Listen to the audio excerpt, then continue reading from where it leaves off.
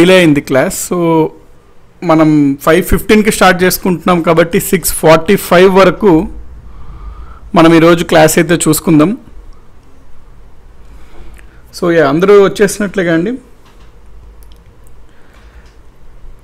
Power cut ఉండడం వల్ల small delay అయింది ఈరోజు. యాక్చువల్లీ క్లాస్ 4:30కి పవర్ కట్ అయింది, మనకి అరౌండ్ 5:08కి అట్లా అయింది. సో మళ్ళీ అంతా ఎవ్రీథింగ్ ఆన్ చేసి సెటప్ చేసేసరికి మనకి కాస్త డిలే అయింది. సో అరౌండ్ మనం 5:20కి చూసుకుంటున్నాం కాబట్టి 6:50 వరకు తీసుకుందామండి ఈరోజు.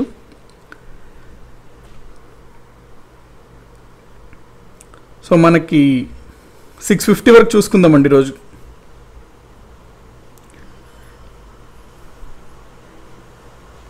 యాక్చువల్లీ రెయిన్ ఇంకా పడుతుంది, ఇప్పుడు కూడా పడుతుందండి. ఇందాకంతా విండ్ ఉంది, ఇప్పుడు యాక్చువల్లీ రెయిన్ స్టార్ట్ అయింది.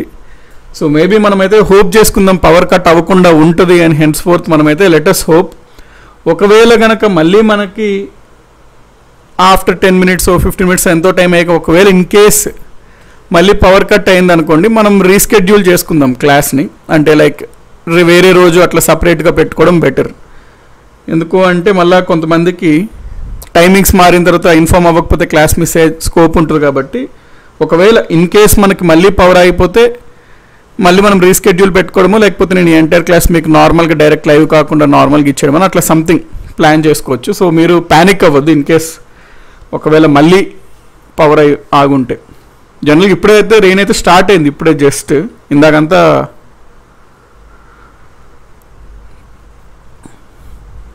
ఇందాకంతా విండ్సే ఉన్నాయి అనమాట. Okay, let's start the class. మనం ఈరోజు క్లాస్ని బహ్మనీ కింగ్డమ్ చూసుకోవాలండి. లాస్ట్ క్లాస్లో మనం విజయనగర సంబంధించి అడ్మినిస్ట్రేషన్ కల్చర్ పాయింట్ ఆఫ్ వ్యూలో చూసాం. విజయనగరతో సమకాలీన సామ్రాజ్యం ఏంటి అంటే బహ్మనీ సామ్రాజ్యం. బహ్మనీ సామ్రాజ్యం కూడా ఒక ముఖ్యమైన కింగ్డమ్ అనమాట, ఎంపైర్.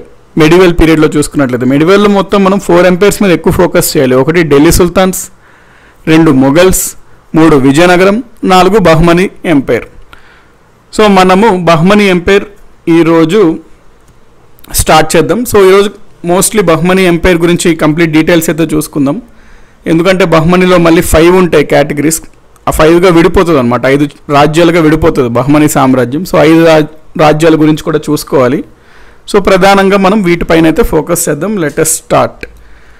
బహ్మనీ ఎంపైర్ మనం ఆల్రెడీ అనుకున్నాం, విజయనగర సామ్రాజ్యం మొదలైన దాదాపు ఒక 10 సంవత్సరాలు 11 సంవత్సరాలు ఆ కాలంకి బహ్మనీ సామ్రాజ్యం ఏర్పడింది అనుకున్నాం. సో 1347 1347 AD మనకి యాక్చువల్గా ఈ టైంకే ఉత్తర భారతదేశాన్ని పరిపాలిస్తున్న వారు ఎవరు? ఢిల్లీ సుల్తాన్స్. ఢిల్లీ సుల్తాన్స్లో ఈ టైంకి పరిపాలిస్తున్న రాజు ఎవరంటే మొహమ్మద్ బిన్ తుగ్లక్. తుగ్లక్ వంశం చెందిన రాజు అయినటువంటి మొహమ్మద్ బిన్ తుగ్లక్ పరిపాలిస్తూ ఉంటాడు. ఈ మొహమ్మద్ బిన్ తుగ్లక్ మనం ఆల్రెడీ అనుకున్నాం, ఈయన కాలంలోనే భారతదేశంలో మ్యాక్సిమం రాజ్యం ఢిల్లీ సుల్తాన్స్ క్రింద ఉండేది అని. ఎందుకంటే దక్షిణ భారతదేశం దండయాత్ర చేసి చాలా వరకు రాజ్యం అయితే ఈయన ఆక్రమించాడు. రాజ్యం ఆక్రమించినప్పుడు అక్కడ తన అధికారుల్ని, ఆఫీసర్స్ని నియమించి వాళ్ళని ఆ పన్నులు కలెక్ట్ చేయడం, రెవెన్యూ ఆఫీసర్స్ని అక్కడ నియమించి వాళ్ళని చూసుకోమని వెళ్ళిపోయేవారు జనరల్గా రాజులు. సో అందులో భాగంగా మనకి ఆ కర్ణాటక ఆ ప్రాంతం అంతా కూడా మొహమ్మద్ బిన్ తుగ్లక్ ఆక్రమించుకున్నాక తన ప్రతినిధులుగా కొంతమంది అధికారుల్ని, రెవెన్యూ అధికారుల్ని అక్కడ నియమించి వాళ్ళని చూసుకోమని బ్యాక్ వెళ్ళిపోయాడు రాజు మొహమ్మద్ బిన్ తుగ్లక్. ఈ రెవెన్యూ అధికారుల్ని జనరల్గా అప్పుడు మనం ఏమనేవాళ్ళంటే రెవెన్యూ అధికారాలని, అంటే ముఖ్యమైన రెవెన్యూ అధికారాలని సద్దాం ఆమ్లాస్ అనేవారు రెవెన్యూ అధికారుల్ని. వీళ్ళు 1347 ఏం చేస్తారంటే తిరుగుబాటు చేస్తారు. ఈయన పైన సమ్ డిఫరెన్సెస్ వస్తాయి రాజుతో, అధికారులకి తిరుగుబాటు చేస్తారు మొహమ్మద్ బిన్ తుగ్లక్తో. ఎందుకంటే వీళ్ళ పనంతా చేస్తుంది వీరు, రాజు ఎక్కడో కూర్చొని అక్కడ ఉన్నాడు, కానీ దాదాపుగా మొత్తం శాతం రాజుకే ఇవ్వాలి అన్నట్టు ఉంది. సో ఆబ్వియస్లీ వీళ్ళు ఏంటి గ్రౌండ్లో వర్క్ చేస్తున్న వాళ్ళు కాబట్టి వీళ్ళు ఎక్స్పెక్ట్ చేస్తారు. సో వీళ్ళు తిరుగుబాటు చేస్తారు. తిరుగుబాటు చేసిన దానికి ఈ గ్రూప్ ఆఫ్ అధికారులు తిరుగుబాటు చేస్తారు. ఆ తిరుగుబాటుకి నాయకత్వం వహించింది ఎవరు అంటే లీడర్ ఎవరు మనం తెలుసుకోవాలి, అది ఇంపార్టెంట్. జాఫర్ ఖాన్ నాయకత్వం వహిస్తాడనమాట ఆ తిరుగుబాటు చేసిన వాళ్ళకి. ఆ రకంగా తిరుగుబాటు అయిన తర్వాత ఈ అధికారులందరూ కలిసి, ఆ లీడర్ జాఫర్ ఖాన్ అంతా కలిసి ఒక స్వతంత్ర రాజ్యాన్ని ఏర్పాటు చేస్తారు. ఆ స్వతంత్ర రాజ్యం ఏర్పాటుకి జాఫర్ ఖాన్ రాజు అవుతాడు. ఈ జాఫర్ ఖాన్ ఒక బిరుదు తీసుకుంటాడు. ఈ జాఫర్ ఖాన్ ఇంకో పేరు కూడా ఉంటుంది జాఫర్ ఖాన్కే. సో కొన్ని సోర్సెస్లో మీకు ఇతన్ని ఇస్మాయిల్ ముక్ అని ప్రస్తావిస్తారు. సో ఇస్మాయిల్ ముక్ అన్న జాఫర్ ఖాన్ అన్న ఒకటే, ఇతనికి అది ఇంకొక పేరు.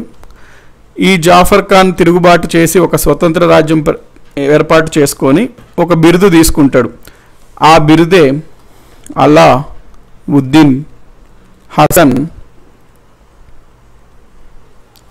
బహ్మన్ గంగు. ఈ పేరు లేదా ఈ బిరుదుతో అతను సింహాసనంకి ఎక్కుతాడు. ఎక్కి ఒక స్వతంత్ర రాజ్యమైనటువంటి బహ్మనీ రాజ్యంని ఏర్పాటు చేస్తాడు. సో ఇది బ్యాక్గ్రౌండ్ స్టోరీ అనమాట. బహ్మనీ ఎట్లా ఏర్పడింది అంటే బ్యాక్గ్రౌండ్ స్టోరీ ఇది మనకి.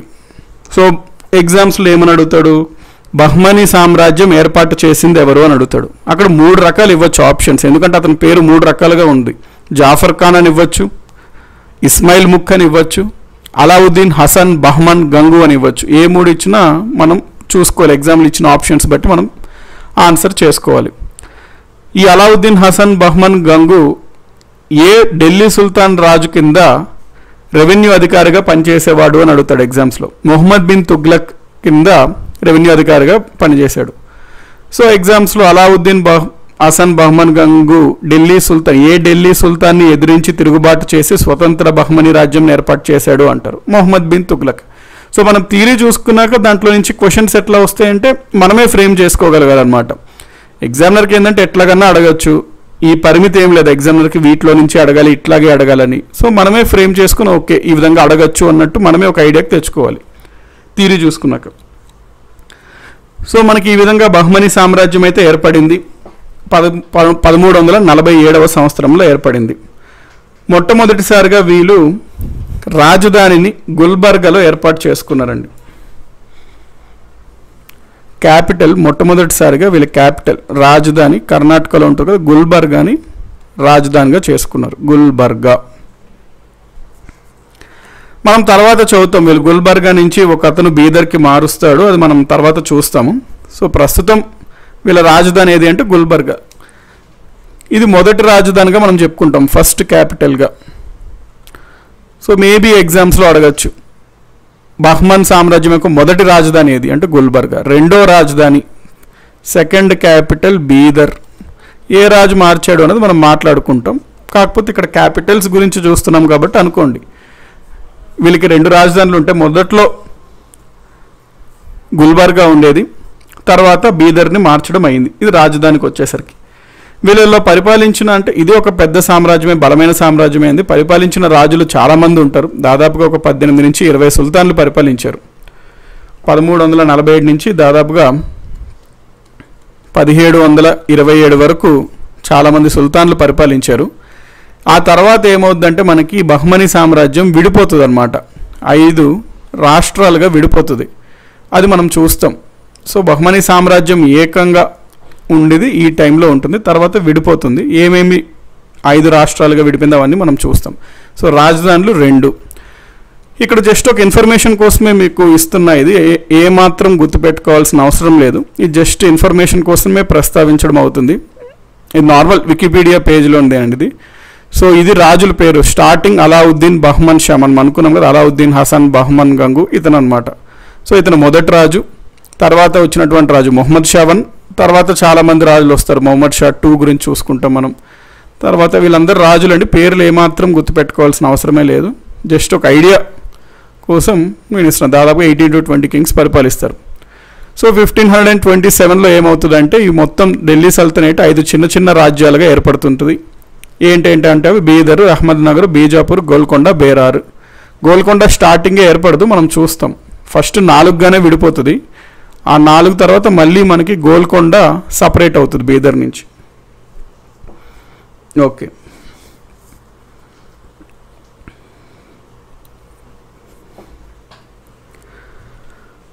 ఇప్పుడు మనం ఎవరి గురించి మాట్లాడుకోవాలి? ఈ అలావుద్దీన్ హసన్ బహ్మన్ గంగు గురించి మాట్లాడుకుంటే ఇతని స్థాపకుడు. అలావుద్దీన్ హసన్ బహ్మన్ గంగు. ఇతను బహ్మనీ రాజ్యం స్థాపకుడు, రాజధానిని గుల్బర్గా చేసుకొని పాలించాడు. ఇతన్ని మనము ఇస్మాయిల్ ముక్ అని కూడా అంటాము.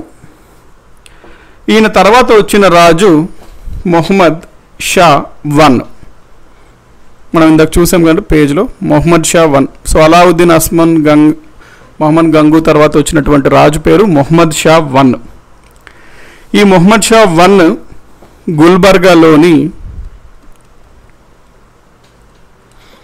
బడా మసీద్, బిగ్ మాస్క్, బడా మసీద్ను నిర్మిస్తాడు. బడా మసీద్ జస్ట్ బ్రీఫ్ ఇన్ఫర్మేషన్ మనకు తెలుసుకోవాలండి. మొహమ్మద్ షా వన్ గురించి ఒకటే పాయింట్, గుల్బర్గాలో బడా మసీద్ని నిర్మిస్తాడు. మొహమ్మద్ షా తర్వాత వచ్చినటువంటి రాజు, మొహమ్మద్ షా వన్ తర్వాత వచ్చినటువంటి రాజు మొహమ్మద్ షా టూ. మొహమ్మద్ షా టూ గురించి మనం చెప్పుకోవాల్సినవి ఏంటంటే, ఈయన బాగా మంచి ప్రబుద్ధుడు అనమాట, అంటే బాగా ఇంటలెక్చువల్ స్కాలర్. ఈయన ఎప్పుడు స్కాలర్స్ అంటే బాగా విద్యావంతుల యొక్క సాంగిత్యం కోరుకునేవాడు, వాళ్ళతోనే ప్రధానంగా ఉండేవాడు. సో వాళ్ళతో పాటు ఎక్కువగా తిరుగుతూ, వాళ్ళతో మమేకమవుతూ, వాళ్ళతో చర్చించుకొని, వాళ్ళతో ఎక్కువ సమయం గడిపేవాడు మొహమ్మద్ షా టూ. మొహమ్మద్ షా టూకి న్యాచురల్ సైన్సెస్, సహజ సైన్సెస్ అంటే ఫిజిక్స్, కెమిస్ట్రీ, బయాలజీ అట్లాంటి న్యాచురల్ సైన్సెస్ పైన చాలా ఆసక్తి అనమాట, న్యాచురల్ సైన్సెస్. సో అందుకనే ఇతను బాగా విద్యావంతులతో ఎప్పుడు చర్చించుకొని వాళ్ళ సమక్షంలో ఉండేవాడు. మనకి జనరల్గా చరిత్రలో చూసుకున్నప్పుడు అరిస్టాటిల్కి కూడా న్యాచురల్ సైన్సెస్ బాగా ఇష్టం ఉంటుందండి, చాలా ప్యాషన్ ఉంటుంది న్యాచురల్ సైన్సెస్ పైన. మరి ఈ మొహమ్మద్ షా టూకి కూడా న్యాచురల్ సైన్సెస్ మీద ఇంత ఆసక్తి ఉంది కాబట్టి జనరల్గా మనం మొహమ్మద్ షా టూని అరిస్టాటిల్ టూ అని ప్రస్తావిస్తుంటారు, అరిస్టాటిల్ టూ. సో ఎగ్జామ్స్లో ఏ బహ్మన్ సుల్తాన్ అరిస్టాటిల్ టూ అని పిలిచేవారు అంటే మొహమ్మద్ షా టూ అని మనం చెప్పుకోవాలి.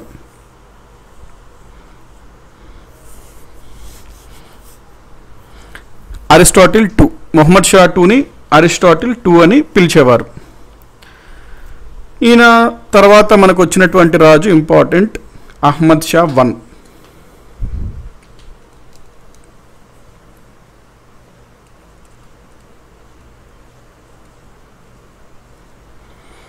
అహ్మద్ షా వన్ ఏం చేస్తాడు, గుల్బర్గా నుంచి రాజధాని బీదర్కి మారుస్తాడు. ఇంపార్టెంట్ పాయింట్, నెంబర్ ఆఫ్ ఎగ్జామ్స్లో అడిగాడు. Shifted capital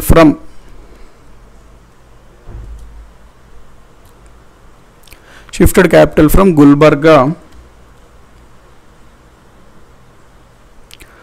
to Bidar. So Gulbarga నుంచి బీదర్కి రాజధాని మారుస్తాడు Ahmad Shah one. Okay, next మనకి ఈ అహ్మద్ షాలో చూసుకున్నట్లు ఏంటంటే, ఈ అహ్మద్ షా కాలంలో ఒక ముఖ్యమైన సంఘటన ఏంటంటే, అక్కడ నోబుల్స్ ఉంటారు, ఉన్నత వర్గానికి చెందిన వాళ్ళు ఉంటారు కదా ఆస్థానంలో. ఈ అహ్మద్ షా వన్ యొక్క ఆస్థానంలో ఉన్నత వర్గానికి చెందిన వాళ్ళు రెండుగా విడిపోతారనమాట, రెండు శాఖలుగా ఉంటుంటారు.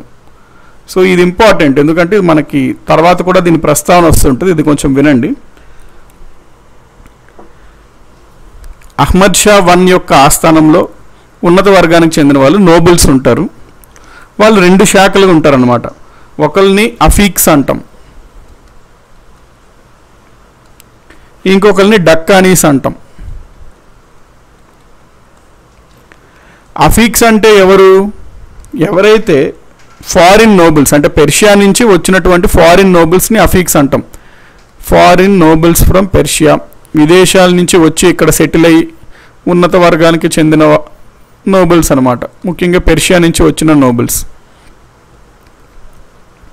ఫారిన్ నోబుల్స్ ఫ్రమ్ పెర్షియా, వాళ్ళని మనము అఫీక్స్ అనేవాళ్ళం. ఇక్కడ లోకల్గా స్థానికంగా నేటివ్గా ఉన్నవాళ్ళు ఇస్లాం మతానికి మారి మత మార్పిడి చేసుకొని ఇక్కడ ఉన్నత వర్గంలో ఉన్న వాళ్ళని మనం లోకల్ నేటివ్ కన్వర్టెడ్ ముస్లిమ్స్ని డక్కనీస్ అంటాం. లోకల్ నేటివ్ కన్వర్టెడ్ ముస్లిమ్స్, వాళ్ళని డక్కనీస్ అంటాం. సో వీళ్ళిద్దరూ నోబెల్స్ అనమాట, అంటే ఆ రాజ్యంలో ఆస్థానంలో బాగా ఉన్నత వర్గానికి చెందిన వాళ్ళు. వీళ్ళిద్దరిలో సమర్థులు ఎవరు అంటే, ఎఫిషియంట్ ఎవరు అంటే అఫీక్స్. అన్డౌటెడ్లీ అఫీక్స్ అనేవాళ్ళు most efficient, most talented Afaqis, most efficient, most talented Afaqis. అందుకనే రాజులకి ఏంది అంటే ఈ ఉన్నత వర్గాల్లో ఉన్న ఈ అఫీక్స్లో ఉన్న వాళ్ళకి హయ్యర్ పోస్ట్స్ అంటే ఉన్నత పదవులందరూ ఈ అఫీక్స్కి ఇవ్వడానికి ప్రిఫర్ చేసేవారు రాజులు. పరిపాలనలో భాగంగా, మిలిటరీలో భాగంగా ఉన్నత పదవులు అఫీక్స్కి ఇవ్వడానికి మక్కువ చూపేవారు ఈ రాజులు. ఆబ్వియస్లీ అది ఎవరికి నచ్చదు, ఇది డెక్కనీస్కి నచ్చదు. కాబట్టి డెక్కనీస్ ఎప్పుడు వీళ్ళపైన జెలస్గా ఉంటుంటారు అనమాట, కులుగుంటూ ఉంటుంటారు. అఫీక్స్ని కిందకి లాగాలి అని డెక్కనీస్ చూస్తూ ఉంటుంటారు. మనకి ఈ విధమైన ఏర్పాటు అహ్మద్ షా 1 నుంచి మొదలవుతుంది. నోబెల్స్ 2 రకాలుగా ఉండడం. ఈ నోబెల్స్లో ఈ 2 రకాలు అనేది కంటిన్యూ అవుతుంటుంది. వీళ్ళిద్దరి మధ్యన ఉన్నటువంటి ఆ ఎనిమిటీ కూడా కంటిన్యూ అవుతుంటుంది అఫీక్స్కి డెక్కనీస్కి మధ్యలో. సో ఇది అహ్మద్ షా 1ది. ఈ అహ్మద్ షా 1 మనకు ఆస్థానంలో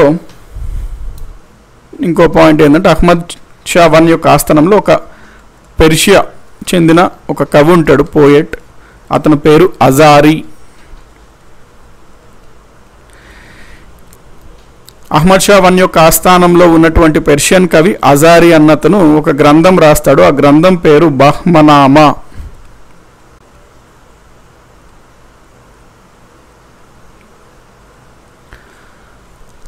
సో ఈ పాయింట్స్ కూడా గుర్తుపెట్టుకోండి. కోర్ట్ ఆఫ్ ఎవరు అంటే అహ్మద్ షా 1. ఈ కవి కోర్ట్ ఆఫ్ అహ్మద్ షా 1లో ఉండేవాడు.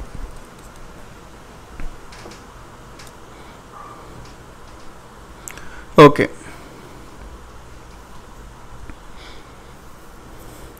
సో ఈ పాయింట్స్ నోట్ చేసుకోండి అహ్మద్ షా 1కి సంబంధించి. నెక్స్ట్ మనం చెప్పుకున్న రాజు పేరేంటి అంటే మొహమ్మద్ షా 3.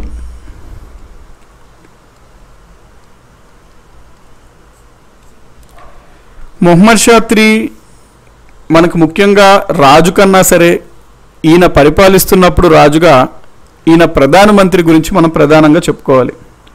మొహమ్మద్ షా 3 బహ్మనీ రాజుగా పరిపాలిస్తున్నప్పుడు ఆయన ప్రధానమంత్రి ఎవరు అంటే prime minister Mohammed Gawan. Very very important personality in medieval history అనమాట Mohammed Gawan very talented, Mohammed Gawan very efficient, బాగా సమర్థుడు అనమాట Mohammed Gawan. Seasoned revenue official Mohammed Gawan, seasoned military official Mohammed Gawan, చాలా సమర్థుడు మొహమ్మద్ గవాన్. సో మనకి ఈయన ఇంపార్టెంట్, మొహమ్మద్ షా 3 కన్నా ఇంపార్టెంట్ ఏంటంటే ఆయన యొక్క ప్రధానమంత్రి important. It was Mohammed Gawan who expanded the kingdom. Mohammed Gawan అతనుకున్న చాతుర్యంతో మొత్తం సామ్రాజ్యాన్ని విస్తరిస్తాడనమాట, ఎంపైర్ని. అప్పటి వరకు బహ్మనీ సామ్రాజ్యం ఒక చిన్న రాజ్యమే, కానీ మొహమ్మద్ గవాన్ ప్రధానమంత్రిగా ఉన్నప్పుడు ఆ రాజ్యం నలుదిక్కులా విస్తరించిందనమాట. చాలా బలమైన సామ్రాజ్యంగా బహ్మనీ సామ్రాజ్యం అవతరించింది మొహమ్మద్ గవాన్ క్రింద. ఇతనికన్నా ముందు బహ్మనీ సామ్రాజ్యం చిన్న రాజ్యంగా ఉండేది కాబట్టి దీనిని పరిపాలన సౌలభ్యం కోసం 4 రాష్ట్రాలుగా విభజించుకునేవారు. అప్పుడులో రాష్ట్రాలని తరఫ్స్ అనేవారండి. అంటే మొత్తం ఇది బహ్మనీ రాజ్యం అనుకోండి, 4 1 2 3 4 రాష్ట్రాలుగా విభజన విడదీసుకున్నారు. ఒక్కొక్క విభజనని మనము తరఫ్స్ అంటాం, 4 తరఫ్స్. కానీ మొహమ్మద్ గవాన్ ఉన్న సమయంలో మరి రాజ్యం బాగా విస్తరించింది కాబట్టి 4 తరఫ్స్ని 8 తరఫ్స్గా ఈయన కాలంలోనే మనకి విభజన జరిగింది. సో ఇది ఆల్రెడీ ఒక ఎగ్జామ్లో క్వశ్చన్. బహ్మనీ సుల్తాన్లో ఏ ప్రధానమంత్రి కింద బహ్మనీ సామ్రాజ్యం 8 తరఫుల కింద విభజించబడినది అంటే మొహమ్మద్ గవాన్ క్రింద 8 తరఫులుగా విభజించబడింది బహ్మనీ సామ్రాజ్యం. మొహమ్మద్ గవాన్ విద్య యొక్క ప్రాధాన్యత తెలిసినవాడు. అందుకనే మొహమ్మద్ గవాన్ మనకి బీదర్లో ఒక మదర్సాని ఏర్పాటు చేశాడు. మదరసా అంటే ఏంటి? స్కూల్ అనమాట, స్కూల్ లాంటిది. ముస్లిం స్కూల్ని మదరసాస్ అంటాం. ఈ మదరసాస్ ఇన్ బీదర్లో మొహమ్మద్ గవాన్ ఏర్పాటు చేశాడు. ఎందుకంటే he knows the importance of education. Next, ఈ మద్రసా దేనికి ఫేమస్ అంటే మొహమ్మద్ గవాన్ ఎప్పుడు ఎక్కువ చదవాలి, అతని రాజ్యంలో ఉన్న వాళ్ళకి ఎక్కువ విషయాలు తెలియాలి అని ఎక్కువ ప్రయత్నించేవాడు. అప్పటి రోజుల్లో బాగా ఫేమస్ ఏంటి అంటే మనకి ఇప్పుడు ప్రెసెంట్ ఉజ్బెకిస్తాన్ ఉంటుంది కదా కంట్రీ, ఆ దేశంలో సమర్కండ్ అనే పట్టణం ఉంటుంది. మెడివల్ హిస్టరీలో సమర్కండ్ చాలా ప్రముఖమైన పట్టణం. ఆ సమర్కండ్లో మనకి సమర్కండ్ యూనివర్సిటీ ఉంటుంది, సమర్కండ్ విశ్వవిద్యాలయం. ఈ సమర్కండ్ విశ్వవిద్యాలయం అప్పట్లో బాగా ఫేమస్. ఆ విశ్వవిద్యాలయంలో లైబ్రరీ కూడా బాగా ఫేమస్ అనమాట. సో ఏ విధంగా అయితే సమర్కండ్లో ఆ లైబ్రరీ బాగా ఫేమస్సో ఈ మద్రసా కూడా లైబ్రరీ పరంగా అంత ఫేమస్ అవ్వాలని చెప్పి ఆ మోడల్, ఆ విశ్వవిద్యాలయంలో ఏ రకంగా అయితే ఆ లైబ్రరీ ఉంటుందో అదే రకంగా ఈ మద్రసాలో కూడా లైబ్రరీ నిర్మించాడు. నిర్మించడమే కాకుండా ఆ లైబ్రరీలో దాదాపుగా 2000 పుస్తకాలతో నింపాడు అనమాట. అప్పటి రోజుల్లో 2000 పుస్తకాలు అంటే వెరీ బిగ్, చెప్పుకోదగ్గ విషయం. అది 2000 పుస్తకాలు అంటే చాలా ఎక్కువ అప్పట్లో. సో 2000 బుక్స్తో నింపిన ఒక లైబ్రరీ మద్రసాని బీదర్లో ఏర్పాటు చేశాడు మొహమ్మద్ గవాన్. ఈ పాయింట్స్ కూడా మొహమ్మద్ గవాన్కి చెందుతాయి. నెక్స్ట్ మొహమ్మద్ గవాన్ యొక్క రెవెన్యూ సంస్కరణలు చాలా ఫేమస్. రెవెన్యూ సంస్కరణలు, రెవెన్యూ రిఫార్మ్స్. ఎందుకంటే మనం ఆల్రెడీ అనుకున్నాం ఈయన ఎవరు, revenue official, seasoned revenue official, అంటే చాలా సమర్థవంతమైన రెవెన్యూ అఫీషియల్. సో ఇతను రెవెన్యూ రిఫార్మ్స్ కూడా చాలా ప్రసిద్ధి అనమాట ఆ రోజుల్లో. ఈయన రెవెన్యూ శాఖలో చేసుకున్న సంస్కరణలు అక్బర్ యొక్క ఫైనాన్స్ మినిస్టర్ ఉంటాడు, ఆర్థిక మంత్రి, అతని పేరు రాజా తోడర్మల్. మనం మొఘల్స్ చూసుకున్నప్పుడు చూస్తాం అది. సో అక్బర్ కాలంలో ఉన్నటువంటి ఫైనాన్స్ మినిస్టర్ అయిన రాజా తోడర్మల్ని కూడా ప్రభావితం చేస్తాయి. ఆయన కూడా ఈ మొహమ్మద్ గవాన్ యొక్క రెవెన్యూ రిఫార్మ్స్ చేత ఇన్ఫ్లుయెన్స్ అయ్యి ప్రభావితం చెందుతాడు అనమాట రాజా తోడర్మల్. సో ఈయన రెవెన్యూ రిఫార్మ్స్ కూడా చాలా ఫేమస్. మరి మొహమ్మద్ గవాన్కి అంతా బాగుంది, చాలా బాగుంది. మరి ఆబ్వియస్లీ ఇదంతా ఒక గ్యాంగ్ ఉంటారు వెనకాల నుంచి, ఇదంతా చూస్తుంటారు, కుళ్ళుకుంటా ఉంటుంటారు. ఎవరా గ్యాంగ్? డక్కనీస్. వీడికి ఎట్లాగన్నా స్పాట్ పెట్టాలరా బై గవాన్ గాడికి అన్నట్టు ఎదురు చూస్తూ ఉంటారు. వీడు ఎక్కడున్నా రాజేరా అన్నట్టు అనుకుంటుంటారు. సో వీడిని ఎట్లా తొక్కాలి అన్నప్పుడు ఎదురు చూస్తూ ఉంటుంటారు. గవాన్ మాత్రం తను చేసుకునే పని చేసుకుంటా వెళ్తుంటాడు. గవాన్ మళ్ళీ రాజ్య విస్తరణలో పడతాడు. అందులో భాగంగా ఏపీ విస్తరణకు వచ్చి మొత్తం తూర్పు ఆంధ్ర అంతా, ఈస్ట్ కోస్ట్ ఆఫ్ ఆంధ్రప్రదేశ్ మొత్తం ఆక్రమించుకుంటాడు. నెక్స్ట్ విజయవాడ ప్రాంతం అక్కడికి వచ్చి అక్కడ కూడా ఆక్రమించుకుంటాడు. అయితే విజయవాడ దగ్గరలో ఒక ప్రదేశం ఉంటుంది, కొండపల్లి అనే ప్రదేశం. ఆయన కొండపల్లి దగ్గర కొన్నాళ్ళు అట్లా విశ్రాంతి తీసుకుంటాడు. కొండపల్లి దగ్గర ఉంటుంటాడు మొహమ్మద్ గవాన్. ఆ టైంలో మన డక్కనీస్ అందరూ కలిపి ఒక ప్లాన్ వేస్తారనమాట. ఏంటి? ఈ రాజు ఎవరు అంటే, ఇప్పుడు ఇదేమరు గవాన్ ప్రధానమంత్రి. సో ప్రధానమంత్రి గవాన్ ఎవరి కింద అంటే, అతను ప్రధానమంత్రి ఎవరి కింద ప్రధానమంత్రి, ఏ రాజు కింద ప్రధానమంత్రి? మొహమ్మద్ షా III. సో ఇప్పుడు మనకి మొహమ్మద్ షా III దగ్గరికి ఈ గ్యాంగ్ వెళ్తుంది, ఈ బ్యాచ్ వెళ్తుంది. మొహమ్మద్ షా III దగ్గరికి వెళ్తుంది బ్యాచ్. మంచిగా మన వాడికి ఒక ఫారిన్ మంది ఇప్పిస్తారు. ఫుల్గా ఇనెబిరేటెడ్ స్టేట్ అంటే డ్రంకన్ స్టేట్ అనమాట. ఫుల్ మత్తులోకి తీసుకెళ్తారు మొహమ్మద్ షా IIIని. తీసుకెళ్ళి అప్పుడు వీళ్ళ కాన్స్పిరసీ, వీళ్ళ కుట్రను పన్నుతారనమాట. మంచి మనోడు డ్రంకన్ స్టేట్లో ఉన్నాడు. అప్పుడు చెప్తుంటారు డక్కనీస్, అన్నా నీకు అసలు అర్థమవుతుందా సంగతి ఏంటో అని అడుగుతారు. ఏంటి అంటాడు అనమాట మొహమ్మద్ షా III. నువ్వేమో ఇక్కడ బచ్చాగాడ్లాగా సింహాసనం పైన కూర్చొని నువ్వే రాజు అని ఊహించుకుంటున్నావు అంతే. అది నీ భ్రమలో ఉంటున్నావు మొహమ్మద్ షా III నువ్వు. ఇంకా నువ్వు ఆ భ్రమ నుంచి బయటికి రా అంటారు. ఏంటి చెప్పండి డైరెక్ట్గా, నాకు అసలు ఎక్కట్లేదు, డైరెక్ట్గా చెప్పండి అంటే అప్పుడు ఏమని చెప్తారంటే వీళ్ళు కాన్స్పిరసీ పడతారు. ఆ గవాన్ గాడు ఉన్నాడా, గవాన్ గాడు మెల్లగా నీకు తెలియకుండా నీ గొయ్యి తవ్వుతున్నాడు. వాడు రాజు అవుదామని అన్నాడు ప్లాను. వాడికి సింహాసనం పైన కూర్చోవాలని ఎప్పటి నుంచో ఆశ ఉంది. మాకు ఫస్ట్ హ్యాండ్ ఇన్ఫర్మేషన్ ఉంది. వాడు చాలామంది మంత్రులతో వాళ్ళతో చేయి కలిపి నీ పైన తిరుగుబాటు చేసి నేను లేపేద్దామని చెప్పి చూస్తున్నాడు.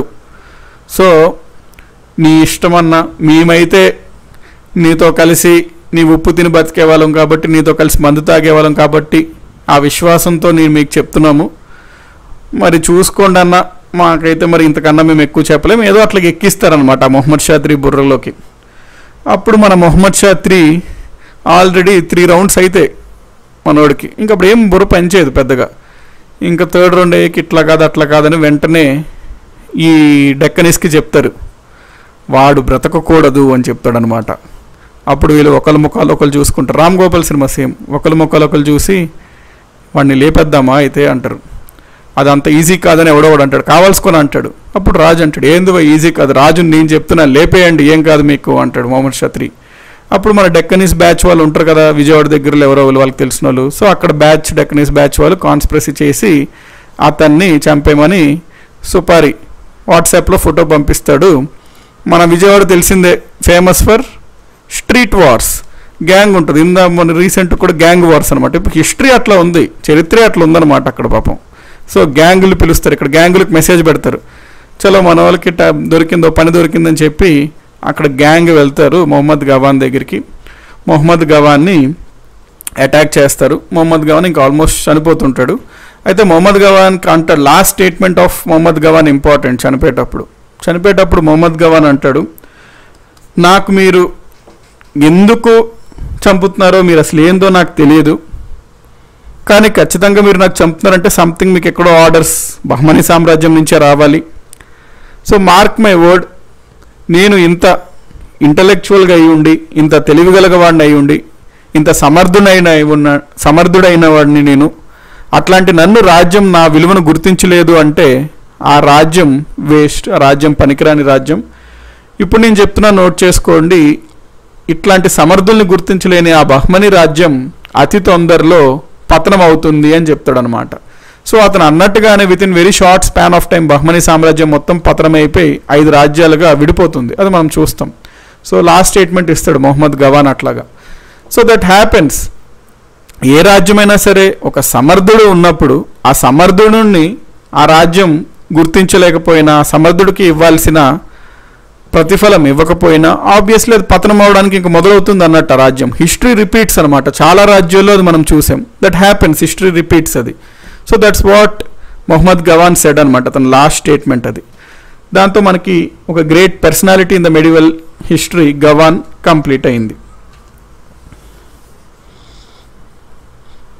కర్స్ కాదండి, అది కర్స్లో తీసుకోకండి. అంటే సమ్మన్ అంటున్నారు కర్స్ అని, ఎవరు ఫణికుమార్ గారు అంటున్నారు కర్స్ అని.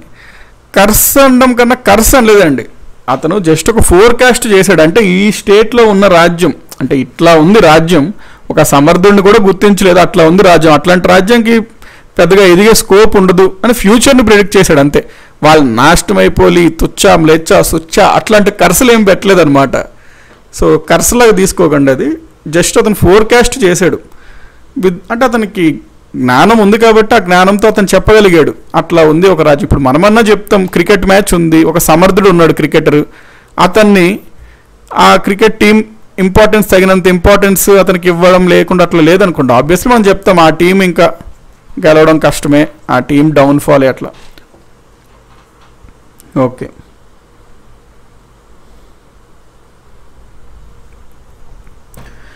నెక్స్ట్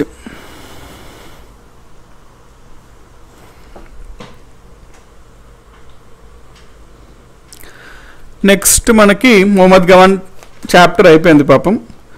ఆ తర్వాత మనం చూసుకోవాల్సింది ఏంటి అంటే, మనం అనుకున్నట్టు దాని తర్వాత వచ్చిన రాజులంతా చాలా వీక్ కింగ్స్ అన్నమాట, చాలా వీక్ కింగ్స్. దాంతో పెద్దగా రాజ్యం దాదాపుగా బాగా వీక్ అయిపోయింది.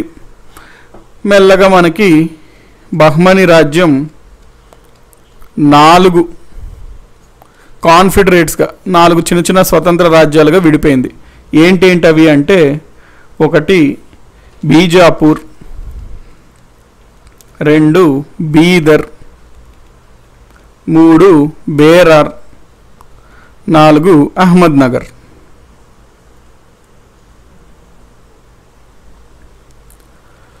గోల్కొండ బీదర్లో భాగంగా ఉండేది, పార్ట్ ఆఫ్ గోల్కొండ. ఇంకొంతకాలానికి మనకి మొహమ్మద్ కుతుబ్ అనే అతను బీదర్ నుంచి మళ్ళీ గోల్కొండని సపరేట్ చేసి గోల్కొండ ఒక సపరేట్ రాజ్యంగా చేశాడు. సో ఓవరాల్గా మనం చెప్పుకున్నట్లయితే 5 కాన్ఫెడరేసీస్, 5 రాజ్యాలుగా బహ్మనీ రాజ్యం విడిపోయింది అనేది పాయింట్.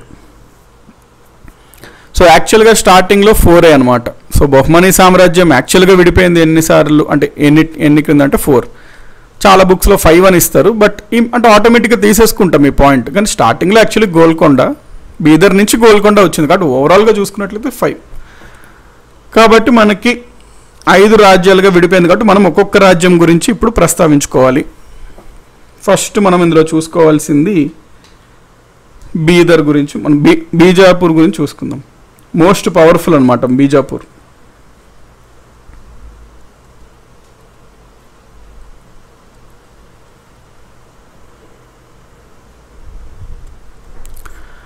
ఓకే, బహ్మనీ సామ్రాజ్యంలో ఉన్న అన్ని 5 రాజ్యాల్లో బలమైన రాజ్యం ఏది, పెద్ద రాజ్యం ఏది అంటే Bijapur. So biggest and most powerful state.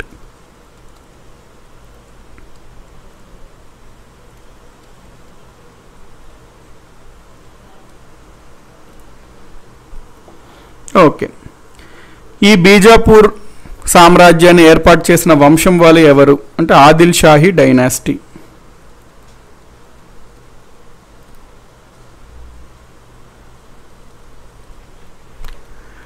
Adil Shahi వంశాన్ని స్థాపించిన రాజు ఎవరంటే ఆదిల్ షా. అతని పేరు మీద ఆదిల్ షాహీ వంశం వచ్చింది. సో స్థాపకుడు ఆదిల్ షా. బీజాపూర్ రాజ్య స్థాపకుడు ఎవరు అంటే ఆదిల్ షా. మనకి బీజాపూర్ సంస్థానం గురించి మాట్లాడుకుంటున్నప్పుడు అందులో గొప్ప రాజు ఎవరు అనేది మనం చూసుకోవాలి.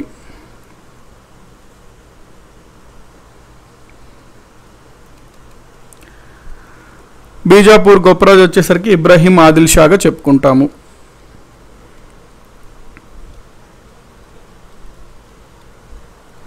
బీజాపూర్ యొక్క గొప్ప రాజు ఇబ్రాహీం ఆదిల్ షా. యాక్చువల్లీ మనకి ఏమవుతుందంటే ఇబ్రాహీం ఎవరైతే ఉన్నాడో ఈ ఆదిల్ షా పరిపాలిస్తున్నప్పుడు వాళ్ళ కొడుకులా ఉంటాడండి. ఇబ్రాహీం ఆదిల్ షా ఉంటాడు. ఆ ఇబ్రాహీం ఆదిల్ షా ఏంటంటే మనకి సెక్యులర్ అనమాట. సెక్యులర్ అంటే లౌకికవాది, అంటే అన్ని మతాల్ని కొంచెం బాగానే చూస్తాడు. ముఖ్యంగా హిందూ మతాన్ని కొంచెం బాగానే చూస్తుంటాడు. ఇది ఎవరికి నచ్చదు? ఔరంగజేబ్కి నచ్చదు. అంటే మనకి రాజు అయినటువంటి ఇబ్రాహీం ఆదిల్ షా సెక్యులర్ అనమాట, లౌకికవాది. యాక్చువల్లీ మనకి ఈ టైంకే మొఘల్స్ వస్తారు. మొఘల్స్లో ఈ టైంలో పరిపాలిస్తున్న రాజు Aurangzeb.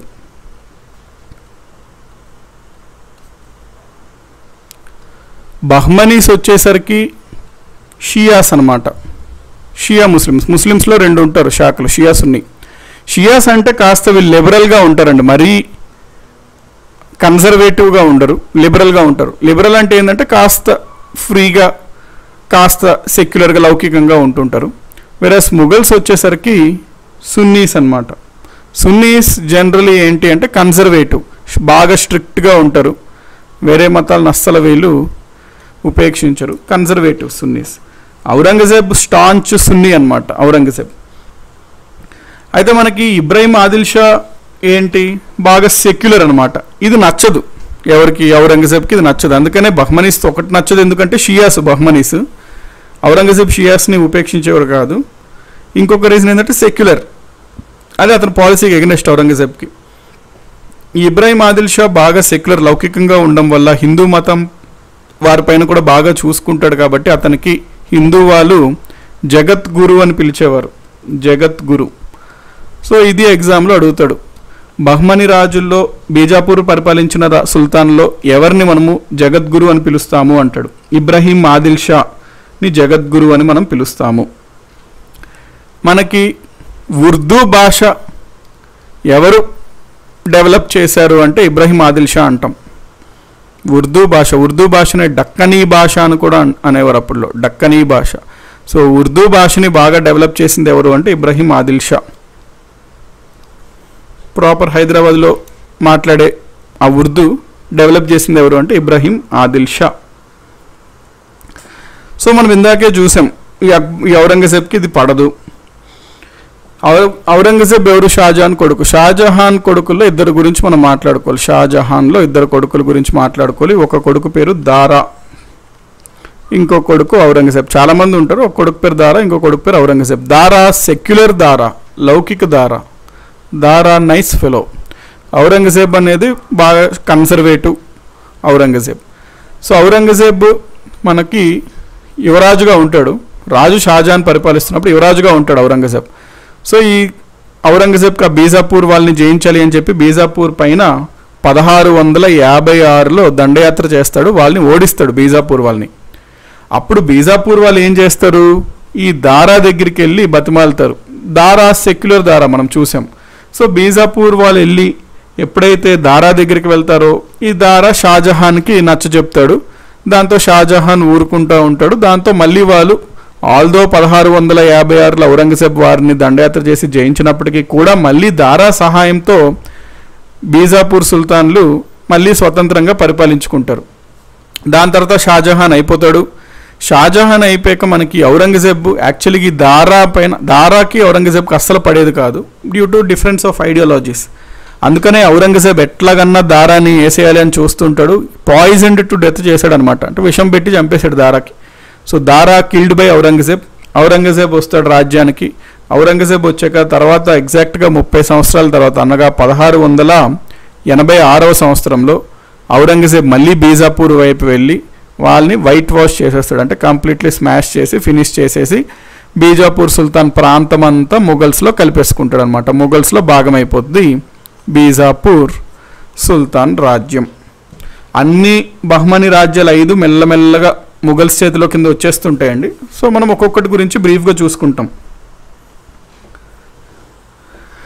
So these are the points regarding Bijapur sultans. ఇది మనకి బీజాపూర్ గురించి మనం ఈ పాయింట్స్ చూసుకోవాలి. నెక్స్ట్ మనం చూడాల్సింది ఏంటి, బీదర్ గురించి.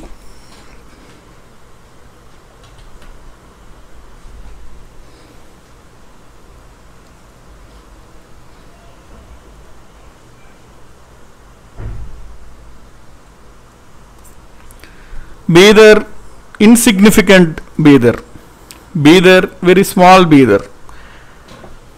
సో బీదర్ ఏంది అంటే దీనిలో మనం గుర్తుపెట్టుకోవాల్సింది ఏంటంటే బీదర్ని ఏర్పాటు చేసిన రాజవంశం ఏది అంటే Barid Shahi dynasty.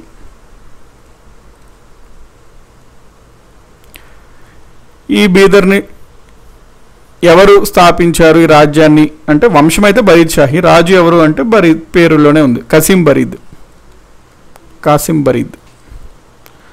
So just ఈ 2 పాయింట్స్ సరిపోతాయి బీదర్. దాని తర్వాత దీని నుంచి గోల్కొండ విడిపోతుంది. ఆ గోల్కొండ నుంచి మనం కొంచెం క్లియర్గా చూసుకోవాల్సి వస్తుంది. గోల్కొండ నుంచి కొంచెం క్లియర్గా చూస్తాం మనం. సో బీదర్కి ఈ పాయింట్ గుర్తుపెట్టుకోండి సరిపోతుంది. బీదర్ని బరీద్ షాహీ డైనాసిటీ వాళ్ళు స్థాపించారు. స్థాపించిన రాజు పేరు ఏంటంటే కాసిం బరీద్. నెక్స్ట్ బేరార్. బేరార్ కూడా వీక్ బేరార్.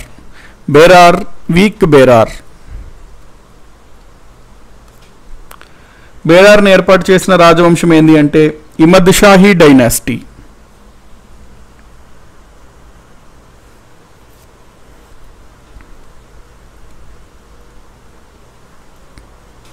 బేరార్ని స్థాపించిన రాజవంశం ఏంది అంటే ఇమద్ షాహీ డైనాసిటీ.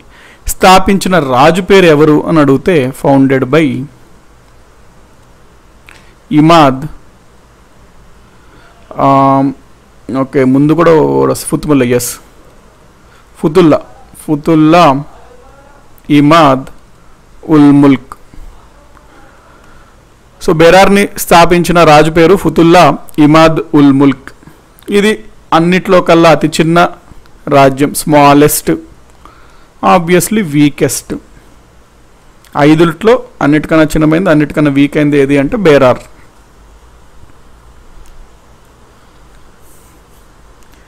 నెక్స్ట్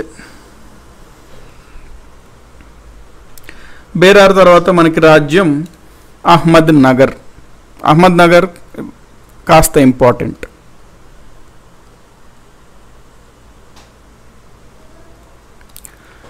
అహ్మద్ నగర్ని ఏర్పాటు చేసిన రాజు వాళ్ళు ఎవరు అంటే నిజాం షాహీ డైనాసిటీ.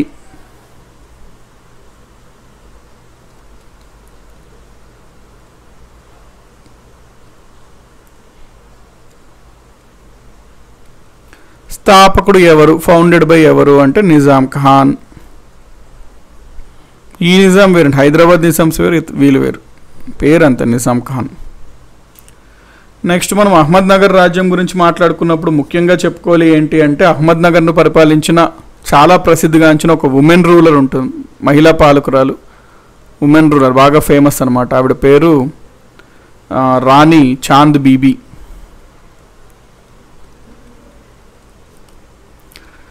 సో అహ్మద్నగర్కి అక్బర్కి కొన్ని డిఫరెన్సెస్ వస్తాయి కాబట్టి అక్బర్ మొఘల్స్లో చదువుతాం మనం. అక్బర్ అబుల్ ఫజల్ని పంపిస్తాడు ఈ అహ్మద్నగర్ని ఆక్రమించుకోమని. ఈ అబుల్ ఫజల్ వెళ్తాడు, ఈ రాణి చాంద్ బీబీని ఓడిస్తాడు. 1600 ADలో జరుగుద్ది అది. 1600 ADలో అక్బర్ అబుల్ ఫజల్ని పంపిస్తాడు. అబుల్ ఫజల్ ఈ రాణి చాంద్ బీబీని ఓడిస్తాడు. దాంతో ఈ యొక్క అహ్మద్నగర్ మొఘల్స్ చేతిలోకి వెళ్ళిపోతుంది. ఇక్కడ క్వశ్చన్ ఏమడుగుతాడంటే ఎగ్జామ్స్లో, బహ్మనీ సామ్రాజ్యంలో ఉన్న 5 సామ్రాజ్యాల్లో మొట్టమొదటిసారిగా మొఘల్స్ చేతిలోకి వెళ్ళిన రాజ్యం ఏది అంటాడు. సో మొట్టమొదటిసారిగా మొఘల్స్లోకి వెళ్ళిన రాజ్యం అంటే 1600 అహ్మద్నగర్ అనమాట. సో అహ్మద్నగర్ మొట్టమొదటిసారిగా మొఘల్స్ చేతిలోకి వెళ్తుంది. అన్ని 5 బహ్మనీ రాజ్యాల్లో మొట్టమొదటిగా మొఘల్స్లోకి వెళ్ళింది ఏంటి అంటే అహ్మద్నగర్. అహ్మద్నగర్లో మనం ముఖ్యంగా చెప్పుకోవాలి ఏంటి అంటే, ఇక్కడ యాక్చువల్లీ ఏం జరుగుద్ది అంటే అక్బర్ దీన్ని అంటే ఈ అహ్మద్నగర్ని తన మొఘల్స్లో కలిపేసుకుంటాడు. అక్బర్ చనిపోతాడు. సో అక్బర్ చనిపోయిన తర్వాత ఆఫ్టర్ అక్బర్ ఏమవుతుందంటే మళ్ళీ ఈ అహ్మద్నగర్ అనేది స్వతంత్రం ప్రకటించుకుంటారు. మళ్ళీ అహ్మద్నగర్ ఇండిపెండెంట్ అవుతుంది. ఈ సాహసం చేయడానికి దీనికింత గొప్ప చేయడానికి ఎవరు కారకం అంటే మాలిక్ అంబర్. ఇతను ఎవరు అంటే ఈ అహ్మద్నగర్ యొక్క దీవాన్ అనమాట, ప్రధానమంత్రి మాలిక్ అంబర్. సో ఇతని యొక్క సాహసం వలన అక్బర్ తర్వాత మళ్ళీ అహ్మద్నగర్ ఒక స్వతంత్ర రాజ్యంగా ఏర్పడుతుంది. Malik Ambar again important personality in medieval history. Malik Ambar మళ్ళీ సమర్థుడు, బాగా శక్తి సామర్థ్యాలు కలిగిన వ్యక్తి. Malik Ambar excellent in guerrilla warfare tactics. ఈయన ఇండియాలో యాక్చువల్లీ గొరిల్లా వార్ఫేర్ టెక్నిక్స్ని మొట్టమొదటిసారిగా యూజ్ చేసింది అంటే సౌత్ ఇండియాలో, దక్షిణ భారతదేశంలో మొట్టమొదటిసారిగా గొరిల్లా వార్ఫేర్ టెక్నిక్ని వాడి ఎవరు అంటే మనం మాలిక్ అంబర్ అని చెప్పాలి. శివాజీ కదా సార్ అని అంటే అనకూడదు, ఎందుకంటే శివాజీ కన్నా ముందే అనమాట ఇతను. యాక్చువల్గా మనం చూస్తాం ఆ పాయింట్. శివాజీకి రోల్ మోడల్ ఎవరు అంటే మనం మాలిక్ అంబర్గా చెప్తాం. సో శివాజీ చాలా ప్రభావితం అవుతాడు మాలిక్ అంబర్తో. మాలిక్ అంబర్ నుంచే ఆ గొరిల్లా వార్ఫేర్ టెక్నిక్ ఇదని రోల్ మోడల్ అనమాట. శివాజీస్ యొక్క రోల్ మోడల్ ఈ మాలిక్ అంబర్. సో మాలిక్ అంబర్ సౌత్ ఇండియాలో మొట్టమొదటిసారిగా ఈ గొరిల్లా వార్ఫేర్ టెక్నిక్ని ఇంట్రడ్యూస్ చేస్తాడు. ఈ గొరిల్లా వార్ఫేర్ అంటే ఏంటి అంటే ఈ జనరల్గా మనకి ఓపెన్ గ్రౌండ్, ఇక్కడ ఒక టీము ఇక్కడ ఒక టీం డైరెక్ట్గా వార్లో ఉన్నారనుకుంటా, ఓపెన్ వార్ అంటాం. అట్లా కాకుండా సీక్రెట్గా అడవుల్లోనూ వాటిలోని అంటే శత్రువులు ఎవరైతే ఉంటారో వాళ్ళకి ముందే ఇన్ఫర్మేషన్ లేకుండా సడన్గా వాళ్ళపైన అటాక్స్ ఇవ్వడం, సడన్గా వాళ్ళని దోచుకోవడం, వాళ్ళ సంపదని, అంటే ఆ రకరకాల టెక్నిక్స్ అంటే నాట్ ఓపెన్ వార్ అనమాట. వాటన్నిటిని గొరిల్లా వార్ఫేర్. ఫర్ ఎగ్జాంపుల్ ఇప్పుడు నక్సలైట్స్ చేస్తున్నది గొరిల్లా వార్ఫేర్ టెక్నిక్గా చెప్తుంటారు. ఓపెన్ వార్కి ఎగ్జాక్ట్లీ ఆపోజిట్ అనమాట గొరిల్లా వార్ఫేర్లో. సో గొరిల్లా వార్ఫేర్ ఏంటి, శత్రువుల్ని నిద్రలేని రాత్రులు చేస్తుంది. ఓపెన్ వార్ అంటే ఆ రోజు వార్ జరుగుద్ది, అయిపోయింది, ఫినిష్, కథం. అదే గొరిల్లా వార్ఫేర్ అంటే ఎప్పుడు ఎక్కడి నుంచో ఎవరు వస్తాడో తెలియదు. సో శత్రువులు అనుక్షణం భయభ్రాంతుల్లో ఉండేటట్టు చేయగలిగే టెక్నిక్ అనమాట గొరిల్లా వార్ఫేర్. సో ఈ గొరిల్లా వార్ఫేర్ని సౌత్లో మొట్టమొదటిగా ప్రవేశపెట్టిన అతను మాలిక్ అంబర్. శివాజీ బాగా ఇన్ఫ్లుయెన్స్ అవుతాడు అనమాట. ఈ నుంచే గొరిల్లా వార్ఫేర్ టెక్నిక్ని శివాజీ తెలుసుకొని మనకి ఇంట్రడ్యూస్ చేస్తాడు. Shivaji influenced by Malik Ambar. In fact శివాజీకి అహ్మద్నగర్కి సంబంధం ఏంటి అంటే సింపుల్.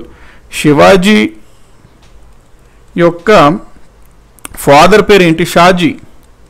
శివాజీ ఫాదర్ యొక్క షాజీ ఏంటతను సివిల్ సర్వెంట్ ఎక్కడ, అహ్మద్నగర్లో.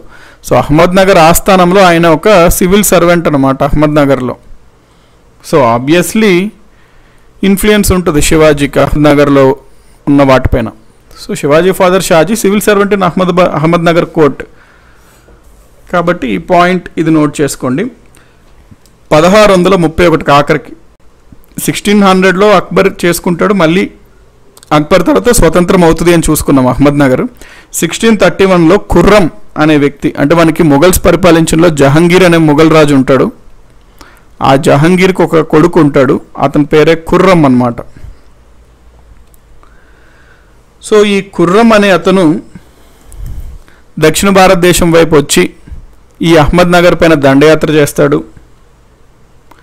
ఈ అహ్మద్నగర్ పైన దండయాత్ర చేసి అహ్మద్నగర్ను గెలుచుకుంటాడు. అహ్మద్నగర్ని మొఘల్స్లో కలుపుతాడు. అందుకు సంతోషపడ్డ జహంగీర్ రాజు తన కొడుకు అయినటువంటి ఖుర్రంకి షాజహాన్ అనే బిరుదు ఇస్తాడు. షాజహాన్ అనే బిరుదు ఇస్తాడు. సో షాజహాన్, మనం మొఘల్ ఎంపైర్ షాజహాన్ అనుకుంటాం కదా, యాక్చువల్ పేరు ఖుర్రం, జహంగీర్ కొడుకు. ఆ ఖుర్రం అహ్మద్నగర్ని జయించి 1631 ఏడీలో మొఘల్స్లో కలిపేస్తాడనమాట.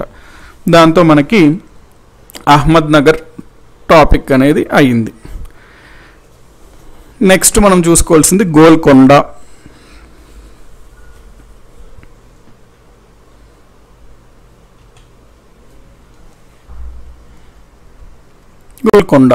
గోల్కొండ గురించి కొంచెం క్లియర్గా చూసుకోవచ్చు. గోల్కొండ ఏర్పాటు, ఈ పేర్లు కొంచెం కన్ఫ్యూజింగ్గా ఉంటాయండి. గోల్కొండ కొంచెం చూసుకోవాలి మీరు, రిపీటెడ్గా కొంచెం ఒకేలాగా ఉంటాయి. మొహమ్మద్ కుతుబ్ అంటాం, మొహమ్మద్ కులీ కుతుబ్ అంటాం, మొహమ్మద్ కులీ కుతుబ్ షా పేర్లన్నీ అక్కడక్కడే తిరుగుతుంటాయి, డిఫరెంట్ పేర్లు. సో ఎగ్జామ్స్లో అడిగినప్పుడు ఆప్షన్స్ కూడా మొహమ్మద్ కులీ కుతుబ్ షా, మొహమ్మద్ కుతుబ్ షా, ఇబ్రాహీం షా అట్లా ఇస్తుంటాడు. వెరీ కన్ఫ్యూజింగ్గా ఉంటాయి. సో నేమ్స్ మాత్రం కొంచెం ఇక్కడ చూసుకోవాలన్నమాట. గొరిల్లా వార్ ఇస్ వాట్ అంటున్నారు.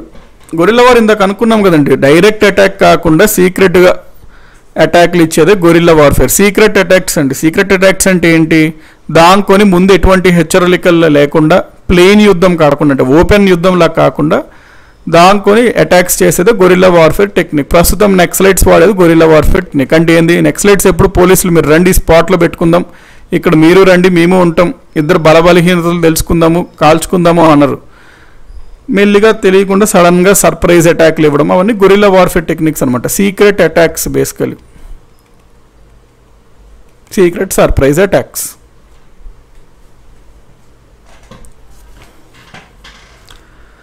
ఓకే,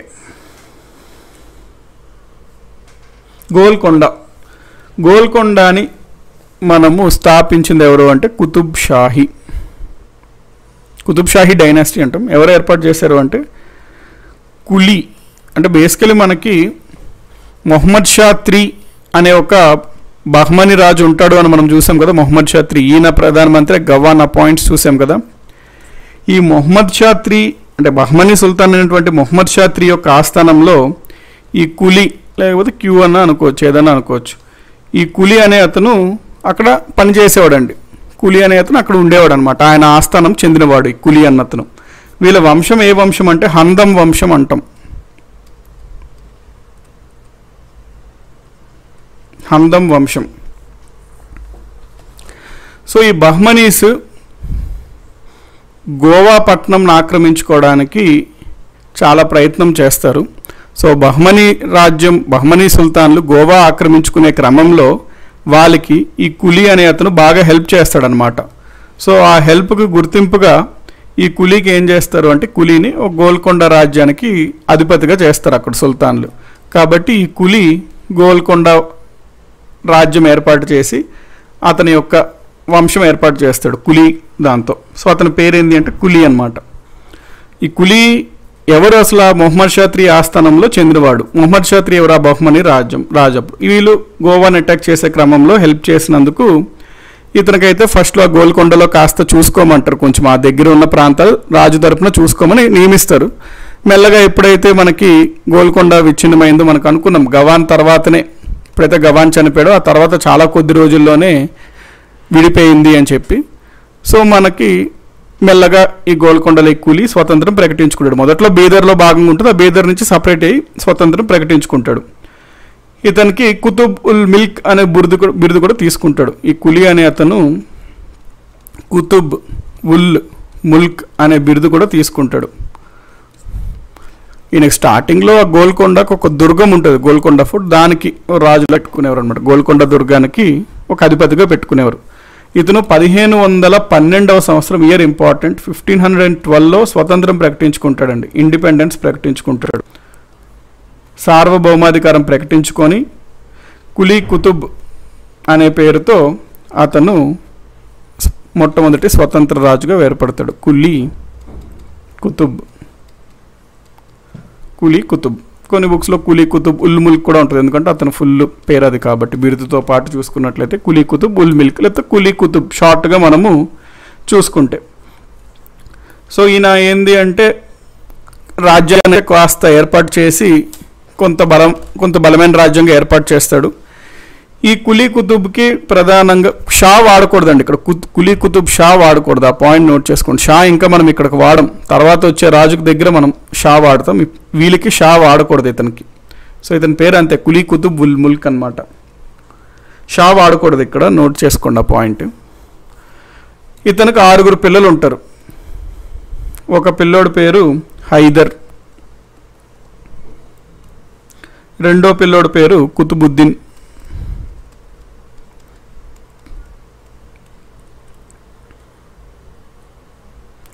మూడో అతని పేరు జంషీద్, నాలుగో అతని పేరు దౌలత్, ఐదో అతని పేరు కరీం,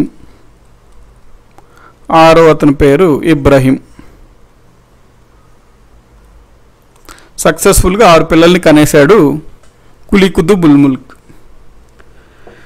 ఈ కులీ కుతుబ్ ఉల్ ముల్క్ తర్వాత రాజ్యానికి వచ్చిన అతను ఎవరు అంటే జంషేద్ అనమాట.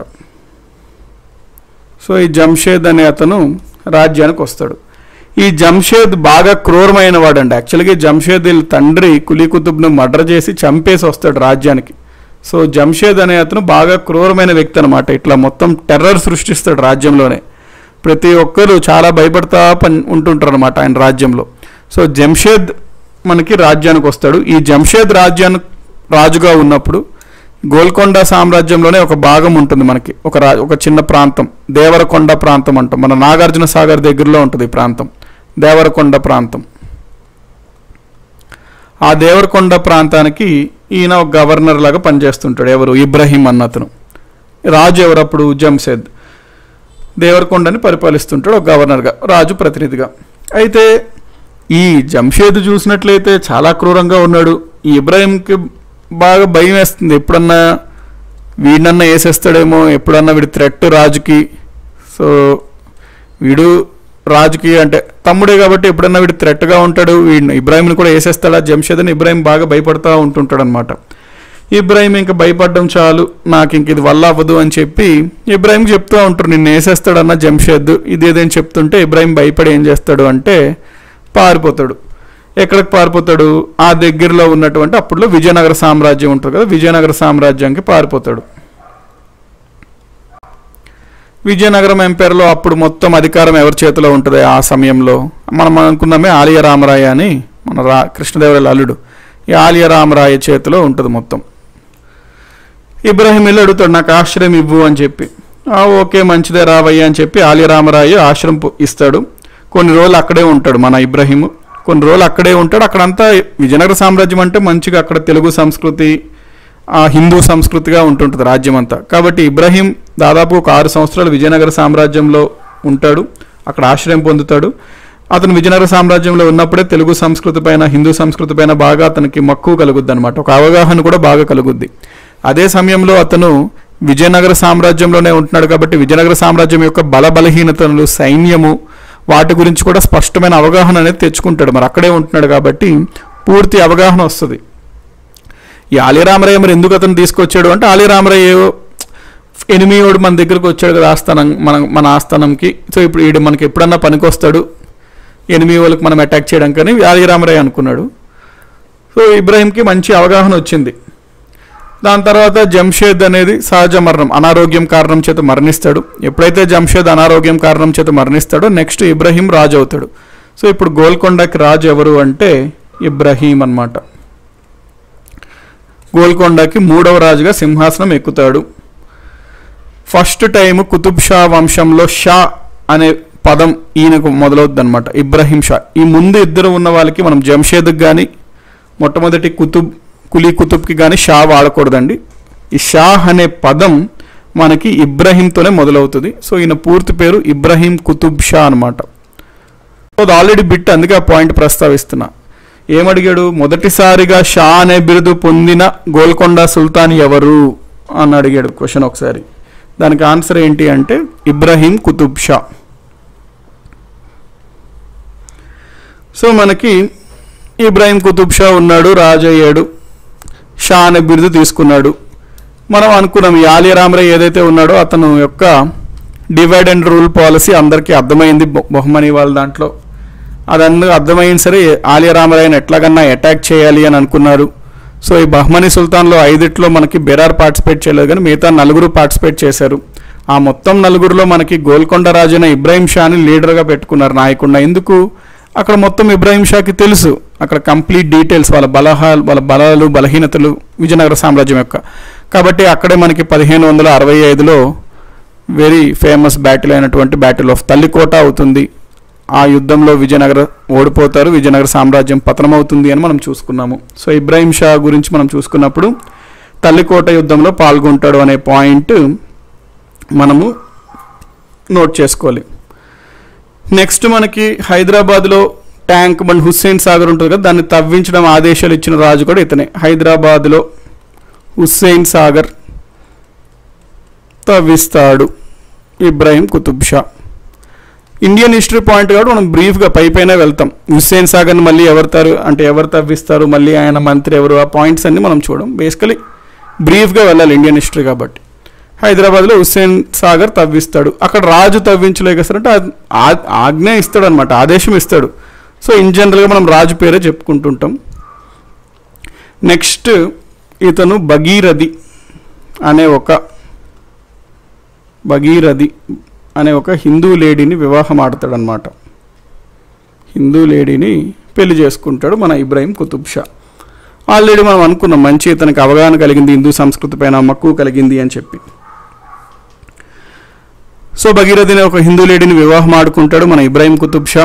ఈయన కాలంలోనే హైదరాబాద్ని ఈజిప్ట్తో పోల్చబడింది అనమాట. సో ఈయన కాలంలోనే హైదరాబాద్ని ఈజిప్ట్తో పోల్చబడింది, అంటే అంత అద్భుతమైన నగరంగా.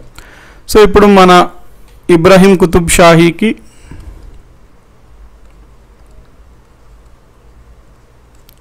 మరియు అతని హిందూ భార్య అయినటువంటి భగీరథికి పుట్టినట్టు వాడే Mohammed Quli Qutb Shah, most important person.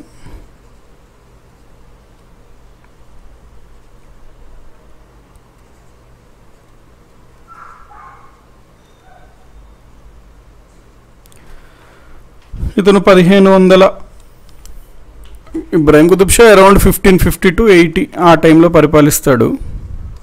ఇతను 1580 రాజ్యానికి వస్తాడు. 1612 వరకు పరిపాలిస్తాడు మొహమ్మద్ కులీ కుతుబ్ షా. ఇతనికి రాజ్యంకి 14 yearsకే రాజ్యం పైకి వస్తాడు. 14 yearsకే రాజు అవుతాడు మొహమ్మద్ కులీ కుతుబ్ షా. మనకి దాదాపుగా 1600 ఎంటర్ అయ్యాము అంటే మెల్లగా మనము విదేశీయులు యూరోపియన్లు రాక మొదలవుతుంది. 1612లో డచ్ వారు మచిలీపట్నంలో స్థావరం ఏర్పాటు చేసుకుందాం అనుకుంటారు. మచిలీపట్నం ఎవరి కింద ఉంటుంది? గోల్కొండ రాజుల కింద ఉంటుంది. కాబట్టి వాళ్ళు ఈయన పర్మిషన్ అడుగుతారు, ఈయన ఇస్తాడు. దాంతో 1612లో మచిలీపట్నంలో డచ్ వాళ్ళు స్థావరంని ఏర్పాటు చేసుకుంటారు. అదొక ముఖ్యమైన ఘటన ఈయన యొక్క రాజుగా ఉన్న టైంలో. నెక్స్ట్ మనకి 1608 అండి. ఎస్, మచిలీపట్నం అంటే 1608. నెక్స్ట్ మనకి 3 సంవత్సరాల తర్వాత 1611లో ఇంగ్లీష్ వాళ్ళు వస్తారు.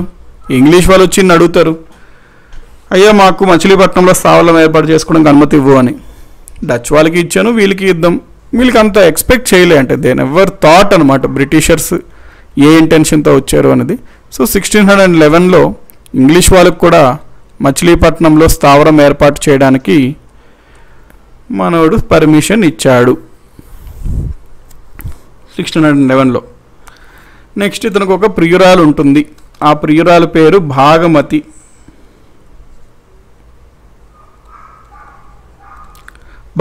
భాగమతి. ఈ భాగమతి పేరు నుంచే మనకి భాగ్యనగర్ అనే పేరు వచ్చిందనమాట. హైదరాబాద్కి భాగమతి పేరు నుండే భాగ్యనగర్ అనే పేరు వచ్చింది.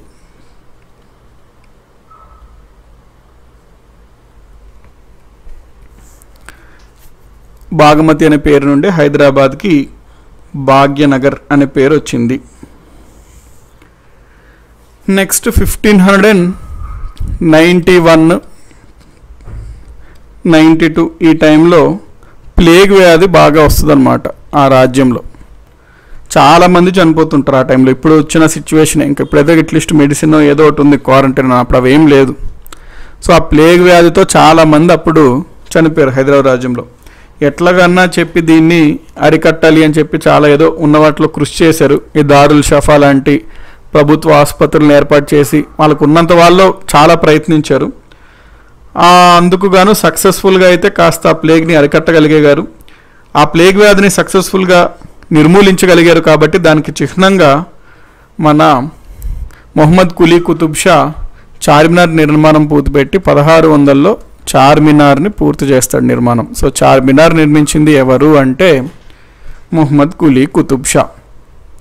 ఈ మొహమ్మద్ కులీ కుతుబ్ షానే హైదరాబాద్లో వెరీ ఫేమస్ జమా మసీద్ని కూడా నిర్మిస్తాడు.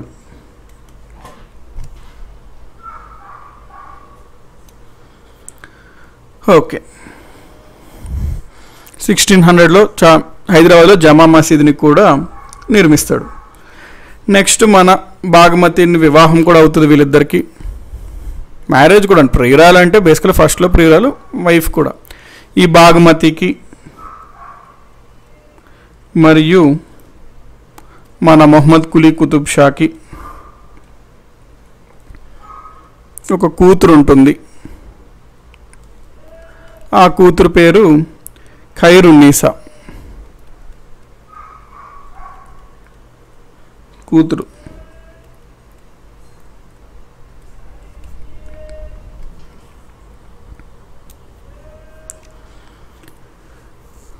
సో కూతురు ఖైరున్నీసా. ఈ ఖైరున్నీసాకి మొహమ్మద్ కుతుబ్ షా అనే అతని చేత వివాహం చేస్తారు. అందుకని నేమ్స్ కన్ఫ్యూజన్ అన్నాను. కులీ కుతుబ్ షా వేరు, పొరపాటును కూడా ఖైరున్నీసాకి మొహమ్మద్ కులీ కుతుబ్ షాకి వివాహం చేశారు అనొద్దు, ఎందుకంటే అతను తండ్రి అవుతాడు అనమాట. సో ఖైరున్నీసాకి మొహమ్మద్ కుతుబ్ షా అతని పేరు. మామ పేరు కులీ కుతుబ్, అల్లుడి పేరు కుతుబ్. బాగుంది. మామ ఓ జనరేషన్ ఎక్కువ కాబట్టి కులీ ఒకటి ఉంది ఎక్స్ట్రా పేరులో. సో ఖైరున్నీసా భర్త అనమాట ఇతను కుతుబ్ షా, మొహమ్మద్ కుతుబ్ షా. రాణి యొక్క భర్త అయ్యాడు కాబట్టి మనోడు రాజు అనమాట ఆటోమేటిక్గా. సో రాజు అవ్వాలి అంటే రాజు కొడుకన్నా అవ్వాలి, రాణి భర్త అన్నా అవ్వాలి. కాబట్టి మనోడు రాణి భర్త కాబట్టి మొహమ్మద్ కుతుబ్ షా రాజు అయ్యాడు 1612లో. మొహమ్మద్ కుతుబ్ షా ఇతను 1612 నుండి 1626 వరకు రాజ్యాన్ని పాలించాడు. ఇతను మన కులీ కుతుబ్ షా యొక్క అల్లుడు. మళ్ళీ పేర్లు కన్ఫ్యూజింగ్ ఎందుకు అంటే ఇతనికి ఒక కూతురు ఉంటుంది. ఇంకేం పేరు దొరకనట్టు కన్ఫ్యూజ్ అయ్యే విధంగా వాళ్ళ కూతురు పేరు ఖైరతున్నీసా అనమాట. ఇతని భార్య పేరు ఖైరున్నీసా, వీళ్ళ కూతురు పేరు ఖైరత్ ఉన్నీసా,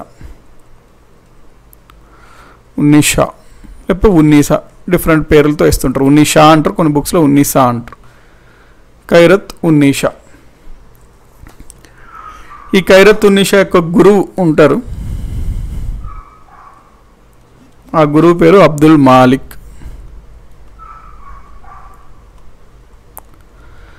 ఖైరత్ ఉన్నీసా యొక్క గురువు పేరు అబ్దుల్ మాలిక్. కాబట్టి మనకి మొహమ్మద్ కుతుబ్ షా ఏం చేస్తాడు, తన కూతురు ఖైరత్ ఉన్నీసా పేరు మీద ఆవిడ గురువు అబ్దుల్ మాలిక్ కోసం ఖైరతాబాద్ మసీద్ని నిర్మిస్తాడు. ఇప్పుడు కూడా మనకి ఐమాక్స్ దగ్గర నుంచి అట్లా వెళ్తే కనబడుతుంటుంది ఖైరతాబాద్ మసీద్.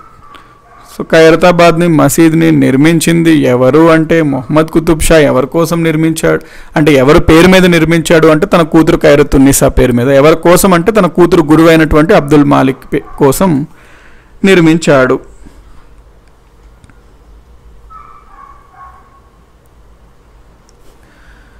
సో అది ఖైరత్ ఉన్నీసా కోసం ఖైరతాబాద్ మసీదు నిర్మిస్తాడు. ఖైరతాబాద్ ఒక ఏరియా అనమాట హైదరాబాద్లో. ఆ పేరు, ఆ ఖైరతాబాద్ అనే పేరు ఈవిడ పేరు మీదే వచ్చింది. ఖైరత్ ఉన్నీసా అనే పేరు మీద ఖైరతాబాద్ అనే ఏరియా వచ్చింది. నెక్స్ట్ మనకి వచ్చినటువంటి రాజు అబ్దుల్లా కుతుబ్ షా.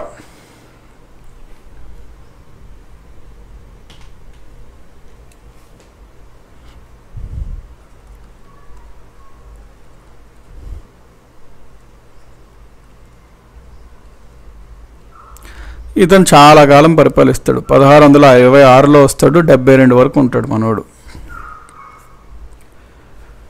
24 సంవత్సరాల్లో రాజ్యానికి వస్తాడు, 24 ఇయర్స్కే.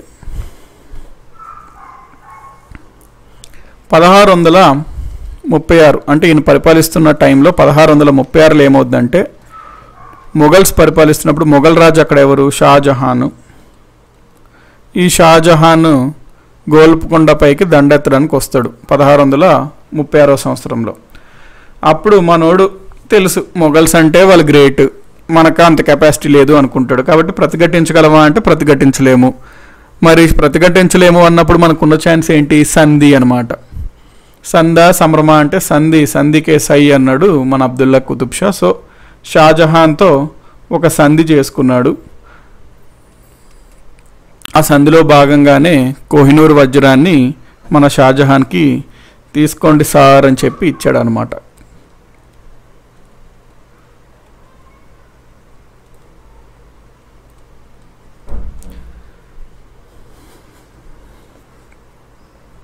నెక్స్ట్ ఈయన టైంలోనే, అబ్దుల్లా కుతుబ్ షా టైంలోనే ఫ్రెంచ్ యాత్రికుడు అయినటువంటి ఎస్ట్రావర్నియర్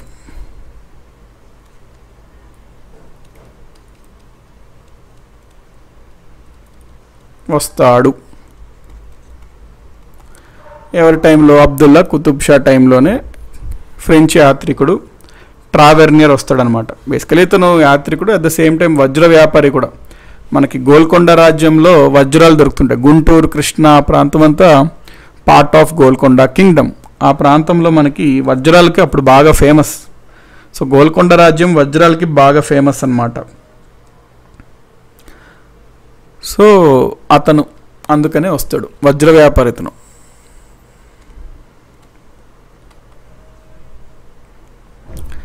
నెక్స్ట్ 1636 ADలోనే మనోడు ఏం చేస్తాడంటే, ఇంగ్లీష్ వాళ్ళకి మోడర్న్ హిస్టరీలో ఇది వస్తుంది. ఇంగ్లీష్ వాళ్ళకి ఒక గోల్డెన్ ఫర్మాన్ ఇస్తాడనమాట.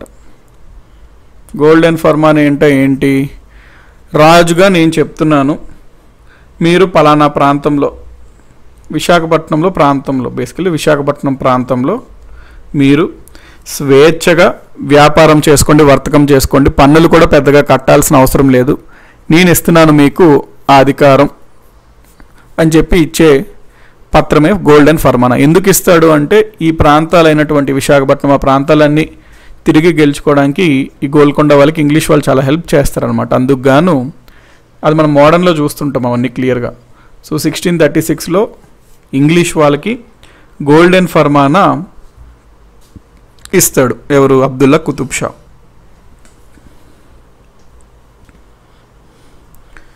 ఓకే, ఈ అబ్దుల్లా కుతుబ్ షా తర్వాత వచ్చినటువంటి వారు అబుల్ హసన్ తానిషా.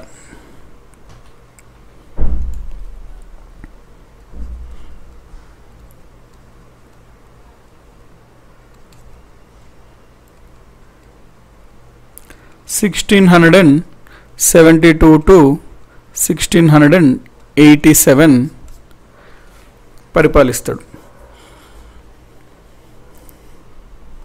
ఇక్కడ ఈ పాయింట్కు నోట్ చేసుకోండి, షాజహాన్ ఈ గోల్కొండ పైన దండయాత్ర చేయడానికి మెయిన్ రీజన్ ఏంటి అంటే, మనకి స్టార్టింగ్లో ఫస్ట్లో ఒకసారి షాజహాన్ వచ్చి వీళ్ళపైన దండయాత్ర చేస్తాడు, ఓడిపోతారు వీళ్ళు. అప్పుడు వీళ్ళు కాస్త పన్ను కడతాము అని చెప్పి అంగీకరిస్తారు. దాని తర్వాత మనకి ఇదే టైంలో శివాజీ ఉంటుంటాడు అనమాట. సో ఈ శివాజీని ఔరంగజేబ్ వస్తాడు ఇంక ఈ తర్వాత టైంలో కూడా. సో ఈ టైంలో ఏంటంటే శివాజీ వీళ్ళు కలిపి ఒక అగ్రిమెంట్ చేసుకుంటారు, మొఘల్స్ ఎప్పుడైనా అటాక్ చేస్తే నువ్వు నాకు హెల్ప్ చేయాలి, నీకు అటాక్ చేస్తే నేను నీకు హెల్ప్ చేస్తాను, అట్లాంటి అగ్రిమెంట్ చేస్తే కోపం వస్తుంది. సో అందుకు మొఘల్స్ వీళ్ళపైన యుద్ధానికి వస్తారు. So next Abul Hussain Tana Shah. వీళ్ళ దాంట్లో ముఖ్యంగా చెప్పుకోవాల్సిన ఇద్దరు మంత్రుల గురించి చెప్పుకోవాలి. సో వాళ్ళ యొక్క ఇద్దరు మంత్రులు ఉంటారు, వాళ్ళ పేర్లు అక్కన్న మాదన్న. సో వాళ్ళ సహాయంతోనే రాజ్యం పరిపాలిస్తుంటాడు అనమాట ఈ అబుల్ హుసేన్ తానిషా. అక్కన్న అండ్ మాదన్న.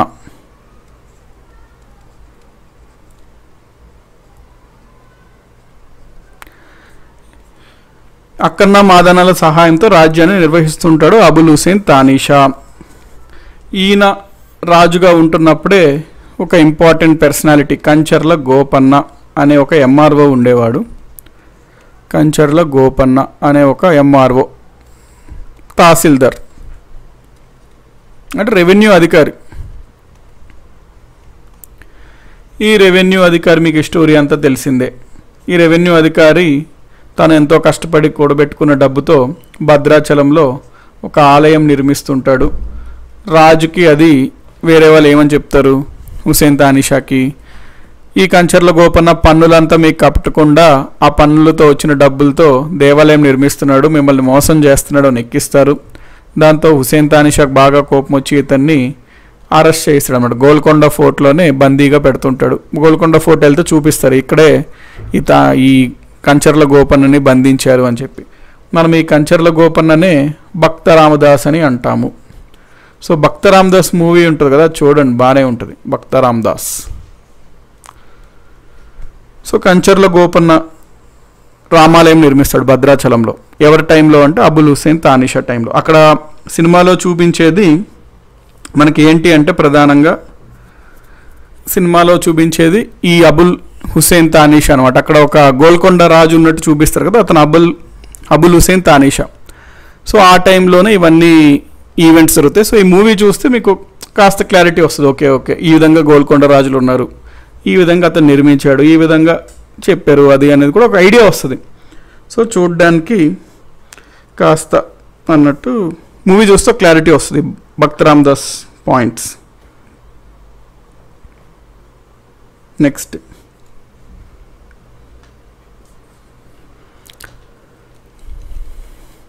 ఈ కంచర్ల గోపన్న ఈ పాయింట్ అయిపోయింది కదా. నెక్స్ట్ ఈ అబుల్ హుసేన్ తానీషా టైంలో ఇక్కడ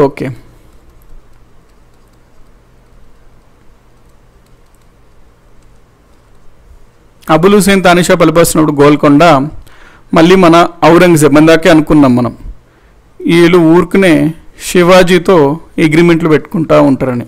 సో మన అబుల్ హుసేన్ తానీషా కూడా అదే చేశాడు, శివాజీతో అగ్రిమెంట్ పెట్టుకున్నాడు. దాంతో ఔరంగజేబ్ మనకి పడంది ఏంటి, ఔరంగజేబ్ పడనతను ఎవరు, శివాజీ. వీళ్ళు ఏం చేశారు, శివాజీతో అగ్రిమెంట్ పెట్టుకున్నారు. సో వీళ్ళు పని పడదామని చెప్పి ఔరంగజేబ్ 1687లో 1687లో ఈ గోల్కొండ పైకి దండయాత్రకు వస్తాడు, వీళ్ళని ఫినిష్ చేస్తాడు. సో గోల్కొండ అనేది డైరెక్ట్గా మొఘల్స్ చేతిలో వెళ్ళిపోద్ది అనమాట. గోల్కొండ డైరెక్ట్ మొఘల్స్ చేతిలో వెళ్ళిపోతుంది 1687లో. అందుకనే మనం అబుల్ హుసేన్ తానీషా 1612 to 1687 అనుకున్నాం. 1687 నుంచి మొఘల్స్ చేతిలో ఉంటుంది. అయితే మనకి తెలంగాణ హిస్టరీ వాళ్ళకి చూసుకోవాల్సినది ఏంటి అంటే పాయింట్ 1724లో మొఘల్స్ క్రింద ఉన్నటువంటి ఈ గోల్కొండ సామ్రాజ్యం ఏదైతే ఉందో రాజ్యము, అక్కడ మళ్ళీ మొఘల్స్ యొక్క ఆస్థానంలో హిందుస్థానీ, తురానీ ఆ గ్రూప్స్ ఉంటాయి. అందులో ఆ తురానీకి సంబంధించిన వాళ్ళు ఒక అతను నిజాం అలీ ఖాన్ అని ఉంటాడు, నిజాం. సో ఆయన వచ్చి 1724లో మళ్ళీ ఒక స్వతంత్ర రాజ్యం ఏర్పాటు చేస్తాడు, ముఖ్యంగా ఈ రాజ్యంలో. దాన్నే మనము నిజాం రూల్స్ అంటాము. ఆ నిజాం అనేది మనకి 1724 నుంచి మొదలవుతుంది. ఈ మధ్యలో మొఘల్స్ చేతిలో ఉంటుంది. సో అది తెలంగాణ హిస్టరీ వాళ్ళు చూసుకోవాల్సి ఉంటుంది. ఇక్కడ నుంచి నిజాం ఆ స్టోరీ అంతా తెలంగాణ హిస్టరీలో భాగంగా ఉంటుంది. ఓకే, నెక్స్ట్ ఆంధ్ర వాళ్ళకి ఏముంటుంది, ఏపీ వాళ్ళకి ఈ 1687 నుంచి 1724 ఈ ప్రాంతం అంతా ఔరంగజేబ్లో ఉంది. 1724 మళ్ళీ నిజాంలో ఉంది. సో ఏపీ వాళ్ళకి ఏంటి అంటే 1724 నుంచి కూడా నిజాం పరిపాలిస్తున్నది కూడా లైట్గా ఉంటుంది, బ్రీఫ్గా ఉంటుంది హిస్టరీ.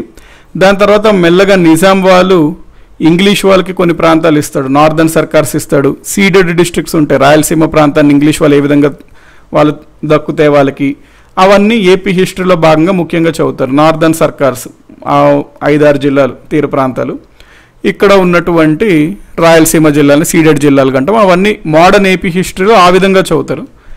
మోడర్న్ తెలంగాణ హిస్టరీ ఏంటంటే నిజాం పైన జరిగిన తిరుగుబాట్లు అవన్నీ తెలంగాణ క్రింద వస్తాయి.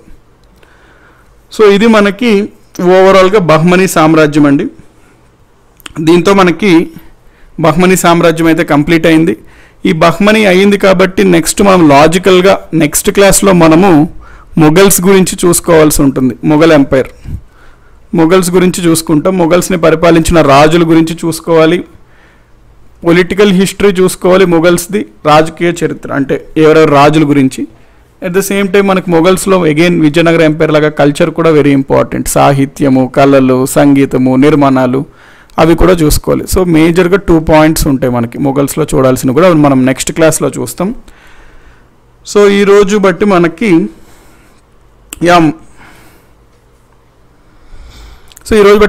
బహ్మనీ అయింది. ఒకసారి మనం బహ్మనీ బ్రీఫ్ చేసుకుందాం సో దట్ మనం ఈరోజు హిస్టరీ క్లాస్ని పాస్ చేయొచ్చు. మొఘల్స్ వెరీ ఇంపార్టెంట్ అండి. మళ్ళీ మెడివల్ హిస్టరీలో అన్నిటికన్నా ఇంపార్టెంట్ మొఘల్స్, తర్వాత ఢిల్లీ సుల్తాన్స్, తర్వాత విజయనగర, తర్వాత బహ్మనీ 4 ఇంపార్టెంట్. ఆ తర్వాత 5th ఇంపార్టెంట్ టాపిక్ ఏంటంటే భక్తి ఉద్యమం. ఈ మెడివల్లో బాగా ఇంపార్టెంట్ టాపిక్స్ ఇవి 5. భక్తి ఉద్యమం. భక్తి అంటే నా మీనింగ్ ఓన్లీ భక్తి అనే కాదు, భక్తి ప్లస్ సూఫీ కూడా, భక్తి మూమెంట్ ప్లస్ సూఫీ మూమెంట్ కూడా ఇంపార్టెంట్. మత ఉద్యమాల్లో సిక్కులది కూడా ఉంటుంది, అది మనం మోడర్న్లో చూసుకుంటాం. సిక్కు గురువు 10 మంది వాళ్ళ యొక్క పాయింట్స్ అనేవి మనం మోడర్న్లో కవర్ చేసుకుంటాం. సో అది మోడర్న్లో చూసుకుంటాం 6 అయితే. మెడివల్లో భక్తి ప్లస్ సూఫీ మూమెంట్ కూడా important.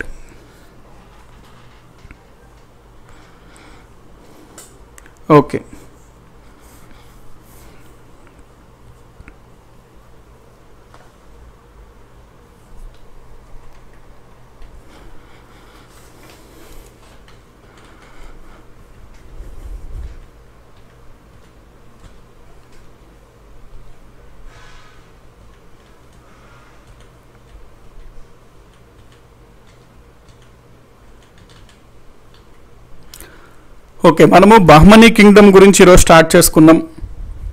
Delhi సుల్తాన్స్లో Mohammed bin పరిపాలిస్తున్నప్పుడు Karnataka ప్రాంతంలో ఉన్నత రెవెన్యూ అధికారులు చూసుకునేవారు. రెవెన్యూకి సంబంధించి వాళ్ళని సద్దమామ్లాస్ అనేవారు. 1347వ సంవత్సరంలో ఆ సద్దమామ్లాస్ అనగా మొహమ్మద్ బిన్ తుగ్లక్ కింద ఉన్నటువంటి రెవెన్యూ అధికారులు మొహమ్మద్ బిన్ తుగ్లక్ పైన తిరుగుబాటు చేసి వ్యతిరేకించి ఒక తిరుగుబాటు చేశారు. ఆ తిరుగుబాటుకి నాయకత్వం వహించిన అతను జాఫర్ ఖాన్, అతన్నే ఇస్మాయిల్ ముక్ అని కూడా అంటారు. సో మనకి మోడర్న్ హిస్టరీకి టైం సరిపోతుంది అంటున్నారు. యాక్చువల్లీ అదేనండి, నేను ఒకసారి మాట్లాడా మోడర్న్ హిస్టరీ గురించి. టైం అయితే మరి సరిపోదు, యాక్చువల్గా ఉండదు అని మాట్లాడాను.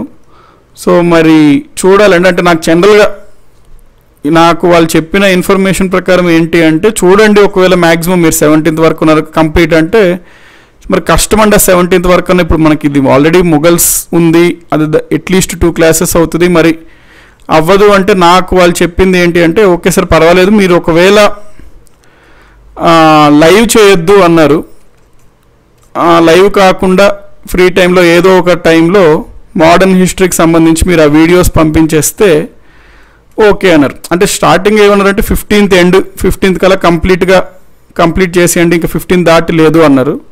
దాని తర్వాత 15 తర్వాత అయితే ఖచ్చితంగా పెట్టద్దండి, లైవ్ క్లాసెస్ అయితే వద్దు. కాకపోతే మీకు కుదిరితే మీరు ఛానల్ వాళ్ళకి ఫార్వర్డ్ అంటే మాకు ఇచ్చేసేయండి, మోడర్న్ హిస్టరీ డైలీ ఒక 2 hours ఎంతో క్లాస్ చేసి మాకు ఇచ్చేసేయండి, మేము అది ఇన్ఫామ్ చేస్తాము, వాళ్ళకి ఏ టైంలో యూట్యూబ్లో పెడతాము, ఎప్పుడు పెడతాము అనేది వాళ్ళకి ఇన్ఫామ్ చేస్తాము అన్నారు మరి ఛానల్ వాళ్ళు. సో అది ఒకసారి మరి మీకు ఏమన్నా వస్తుందేమోనండి ఇన్ఫర్మేషన్, చూడండి. నేను ఒకసారి చూస్తాను. అది నాకు లాజిక్ అర్థమవుతుంది, లైవ్ వద్దు, కాకపోతే డైరెక్ట్ క్లాసెస్ మాకు పంపించేసేయండి, ఏదో టైంలో మేము పెడతాము వేరే టైంలో అన్నారు. సో మేబీ మరి ఒకవేళ ఓకే అనుకుంటే పెడితే మీరు చూడండి, మేబీ అది వాళ్ళు ఏ టైంలో పెడతారు ఏంటి అనేది మీరు ఒకసారి కన్సల్ట్ చేసుకోండి ఛానల్ వాళ్ళతో. సో దట్ ఏంది అంటే అది ఒకవేళ కుదిరితే ఏదో ఒక టైంలో నేను చేసి పంపిస్తే వాళ్ళు మోస్ట్లీ నాకు తెలిసి మార్నింగ్ ఏదో టైంలో పెడతారు. కాబట్టి ఆ పాయింట్ నోట్ చేసుకోండి. అంటే ప్రెజెంట్ అయితే ఉన్న నా వరకు ఇన్ఫర్మేషన్ అయితే ఈ విధంగా అన్నారు. యాక్చువల్లీ కంప్లీట్ అన్నీ ఆపేయమన్నారు 15th, కానీ ఒక్క మోడర్న్ హిస్టరీ మాత్రం లైవ్ మాత్రం అసలు కండక్ట్ చేయొద్దు సార్, మాకు జస్ట్ వీడియోస్ ఇవ్వండి సరిపోతుంది అన్నారు, 2 hours డైలీ అట్లాగా. సో మరి వాళ్ళు ఏ టైంలో పెడతారు ఏంటి అనేది మరి మీరు వాళ్ళు డైరెక్ట్ మీకు ఇన్ఫామ్ చేస్తాము అన్నారు ఆఫ్టర్ 15th. సో అది మరి మీకు ఏమైనా చెప్తారేమో, మేబీ బెటర్ చూడాలి. ఓకే, అది యాక్చువల్ నాకు అర్థం అవ్వలేదు మరి, అంటే లైవ్ వద్దు డైరెక్ట్ వీడియోస్ ఇవ్వండి మరి నాకు ఆ లాజిక్ అర్థమవుతుంది. కానీ బట్ వాట్ ఎవర్ ఏదన్నా బెటరే కాబట్టి, సంథింగ్ అట్లీస్ట్ బెటర్ కాబట్టి అది ఓకే. సో లీడర్ ఎవరు అంటే జాఫర్ ఖాన్, అతన్నే ఇస్మాయిల్ ముక్ అని కూడా అంటాము. ఇతను ఈ పేరుతో రాజ్యంకి వచ్చాడు. ఏంటి? అలావుద్దీన్ హసన్ బహ్మన్ గంగు. సో బహ్మనీ రాజ్యం అయితే ఏర్పాటు చేశాడు. బహ్మనీ రాజ్యం యొక్క రాజధానులు మనం చూసుకున్నట్లయితే క్యాపిటల్ గుల్బర్గా అనమాట, ఇది మొదటి రాజధాని. రెండో క్యాపిటల్ బీదర్. సో 1347 to 1527 మనకి వీళ్ళు పరిపాలించడం జరిగింది, బహ్మనీ ఎంపైర్. నెక్స్ట్ వీళ్ళు పరిపాలించిన రాజులన్నీ లిస్టు చూసుకున్నట్లయితే ఇవంతా ఉంటుందండి. అలావుద్దీన్, బహ్మన్ షా వన్, మొహమ్మద్ షా వన్, ఇవంతా లిస్ట్. అబ్సల్యూట్లీ పేర్లు అస్సలు గుర్తుపెట్టుకోవాల్సిన అవసరమే లేదు, ఓన్లీ ఫర్ ఇన్ఫర్మేషన్ మీకు. కాబట్టి మనకి అలావుద్దీన్ హసన్ బహ్మన్ గంగు గుల్బర్గా రాజధాని చేశాడు. తర్వాత వచ్చినటువంటి రాజు మొహమ్మద్ షా వన్. సో గుల్బర్గాలో అయిన బడా మసీద్ అంటే బిగ్ మాస్క్, బడా మసీద్ను నిర్మించాడు. తర్వాత వచ్చినటువంటి రాజు మొహమ్మద్ షా టూ. ఇతను ఎక్కువ స్కాలర్స్తో ఉండేవాడు, అందుకనే ఇతనికి మనం అరిస్టాటిల్ టూ, న్యాచురల్ సైన్సెస్ పైన అతనికి ఉన్న ఆసక్తి పరంగా మనం అరిస్టాటిల్ టూ అని పిలుస్తుంటాము. నెక్స్ట్ అహ్మద్ షా వన్, ఇతను రాజధాని గుల్బర్గా నుంచి బీదర్కి మార్చాడు. సో అహ్మద్ షా వన్ యొక్క ఆస్థానంలో నోబెల్స్ 2 శాఖలు ఉంటాయి, ఒకటి అఫీక్స్ అంటాము, 2 డక్కనీస్ అంటాము. సో అఫీక్స్ మనం చూసుకున్నట్లయితే వీళ్ళు పెర్షియా నుంచి ఉన్నటువంటి ఫారిన్ నోబెల్స్. డెక్కనీస్ అంటే స్థానికంగా ముస్లిం మతానికి కన్వర్ట్ అయిన నోబెల్స్. వీళ్ళు బాగా సమర్థులు కాబట్టి రాజులు వీళ్ళకి ఉన్నత పదవుల్లో పెట్టడానికి ఎక్కువ ఆసక్తి చూపించేవారు, అది నచ్చేది కాదు డక్కనీస్కి. సో పెర్షియన్ పోయిట్ అయినటువంటి అజారి బహ్మనామా అనే ఒక గ్రంథం రచించాడు. అహ్మద్ షా వన్ ఒక ఆస్థానంలో కవి అన్నమాట ఇది. Next Mohammed Shah two.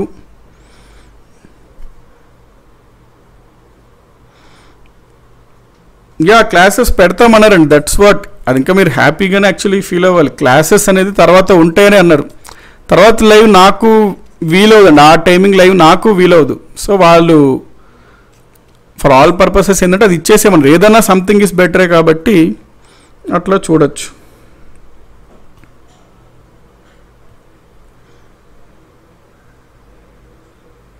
You create channel అంటారు, లేదండి ఇప్పుడు I don't have that time or energy. So నేను ప్రస్తుతం అయితే అట్లా లేదు, వాట్ ఎవర్ అది మీకు హెల్ప్ఫుల్ ఉంటుంది కాబట్టి అట్లీస్ట్ ఆ ఛాన్స్ ఉంటుంది. ఇప్పుడు అట్లాగన్నా ఇవ్వండి అన్నారు కాబట్టి ఛానల్ వాళ్ళు, వాట్ ఎవర్ మనకున్న ఉంది, హోప్ ఉంది, ఆ ఛాన్స్ ఉంది. సో మనం ఎట్లన్నా మీకు ఇది యూస్ఫుల్లే కాబట్టి ఏ టైంలో పెడితే ఏముందండి, ఎప్పుడన్నా యూస్ఫుల్లే కాబట్టి నాకు వీలున్నప్పుడు ఏదో టైంలో చేసి పంపించేస్తే వాళ్ళు మేబీ ఏ టైంలో పెడతారు ఏందనేది మీకు ఇన్ఫామ్ చేస్తారేమో. మరి సాయంత్రం పెడతారా, పొద్దున్న ఏంటి అని, లేకపోతే దాన్ని పార్ట్స్ లాగా చేసి పెడతారా, మరి మేబీ చూడాలి.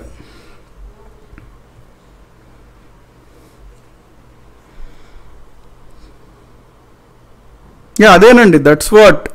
క్లాసెస్ మోడర్న్ హిస్టరీ సపరేట్గానే ఉంటాయి. యాక్చువల్లీ మీరు హ్యాపీ ఫీల్ అవ్వాలి. అది మళ్ళీ మీరు క్లాస్ కావాలి అని అడుగుతున్నారు, క్లాస్ ఉన్నాయనే చెప్తున్నానండి, క్లాస్ కావాలి అని అడుగుతున్నారు చాలామంది. క్లాసెస్ ఉన్నాయనే చెప్తున్నాం, కాకపోతే లైవ్ ఉండదు. ఎందుకంటే 2 రీజన్స్. ఒకటి నాకు వీలు కాదు నెంబర్ 1, ప్లస్ నెంబర్ 2 ఛానల్ వాళ్ళు కూడా లైవ్ కండక్ట్ చేయొద్దు అన్నట్టు అనుకున్నారు. సో ఆల్ పర్పసెస్కి లైవ్ ఉండదు. బట్ వాట్ ఎవర్, యాక్చువల్లీ ఆ టైంలో నాకు వీలు కాకపోయినా వాళ్ళు అట్లీస్ట్ నైట్ అట్లా చేసి పంపించేయండి, రోజుకు ఒక 2 hours అట్లాగా మేము అప్లోడ్ చేస్తామన్నారు. సో బెటరే కదా అది. So you should feel happy for that.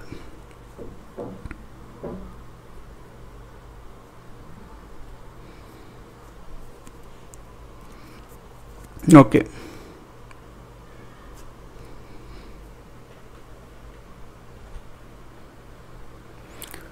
Mohammed Shah one,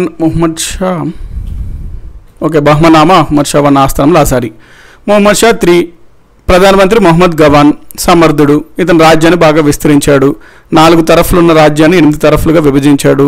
బీదర్లో ఒక మదరసాను ఏర్పాటు చేశాడు, అంటే ఒక చాలా పెద్ద లైబ్రరీ కూడా అక్కడ ఏర్పాటు చేశాడు, దాదాపుగా 2000 పుస్తకాలతో ఉన్న లైబ్రరీని. సో ఈయన రెవెన్యూ రిఫార్మ్స్ కూడా బాగా ఫేమస్. ఈయన రెవెన్యూ రిఫార్మ్స్ రాజా తోడర్మల్ కూడా ఇన్ఫ్లుయెన్స్ అయ్యాడు. సో మనకి ఈస్ట్ కోస్ట్లో అంతా ఆక్రమించాడు. విజయవాడలో కొండపల్లి దగ్గర ఈయనని ఎగ్జిక్యూట్ చేశారనమాట, స్కెచ్ చేసి చంపేశారు. నెక్స్ట్ తర్వాత వచ్చినటువంటి బహ్మనీ రాజులంతా వీక్ కింగ్స్. దాంతో బహ్మనీ రాజ్యం 5 రాజ్యాలుగా విడిపోయింది. మొదట్లో 4 రాజ్యాలుగా విడిపోయింది, బీజాపూర్, బీదర్, బేరార్ అహ్మద్నగర్. బీదర్ నుంచి గోల్కొండ తర్వాత విడిపోయింది కాబట్టి మొత్తం 5 రాజ్యాలుగా ఫైనల్గా అయితే విడిపోయింది. ఫస్ట్ది బీజాపూర్. బీజాపూర్ అన్నిట్లో కల్లా పెద్ద రాజ్యం, చాలా powerful state Bijapur. So next Adil Shahi dynasty, మనకి బీజాపూర్ని స్థాపించిన వాళ్ళు ఆదిల్ షాహీ డైనాసిటీ, రాజు ఆదిల్ షా. నెక్స్ట్ మనకి గొప్ప రాజు ఎవరు అంటే ఇబ్రహీం ఆదిల్ షా. సో ఇక మళ్ళీ అంటే సేమ్ క్వశ్చన్ అడుగుతున్నారండి, మీరే లైవ్లో చెప్పారంటే యాక్చువల్గా ఆప్షన్ లేదండి, అంటే లైవ్ ఆప్షన్ లేదు. సో మేబీ మనం ఫ్యూచర్లో ఎప్పుడైనా తర్వాత చూసుకోవచ్చు. ప్రెజెంట్ అయితే లైవ్ ఆప్షన్ ఉండదండి, ఎందుకంటే మనం చాలా చూసుకోవాలంటే ఛానల్ వాళ్ళు ఏంటంటే ప్రెజెంట్ యూట్యూబ్ అంత ఫేవరబుల్గా లేదు, లైవ్ వద్దు అన్నట్టు అంటున్నారు. సో మనం వీ హ్యావ్ టు యాక్సెప్ట్. ఫ్యూచర్లో ఎప్పుడైనా we can plan something otherwise, but ఇప్పుడు మళ్ళీ మీరు కూడా అర్థం చేసుకోవాలన్నమాట. సో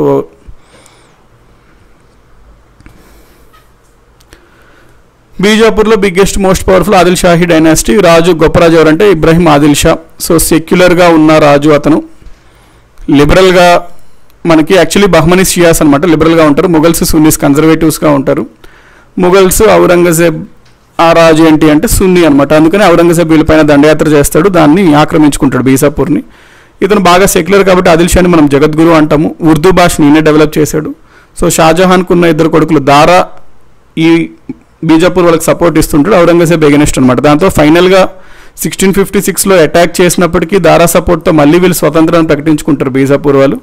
1686లో మళ్ళీ ఔరంగజేబ్ పూర్తిగా బీజాపూర్ని మొఘల్స్లో కలిపేస్తాడు.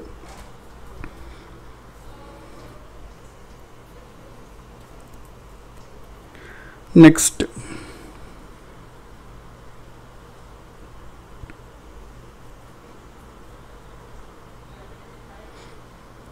ఏపీ హిస్టరీ లేదండి, అంటే ఇప్పుడు అంటే మీకు డైరెక్ట్గా అంటే ఇప్పుడు ఎట్లా చెప్పాలి, ఏపీ హిస్టరీ అవన్నీ ఇప్పుడు మనకు స్కోప్ లేదండి. ఎందుకంటే ఇప్పుడు ఛానల్ వాళ్ళకి కూడా కొన్ని రెస్ట్రిక్షన్స్ ఉంటాయి. అంటిల్ అండ్ అన్లెస్ ఇది ఏంటి అంటే ఒక సపరేట్ ఛానల్ ఏదో ఓన్గా ఒక వెబ్సైట్ ఉండి ఒక ఓన్గా ఛానల్ ఏదో ఉంటే అది వేరండి.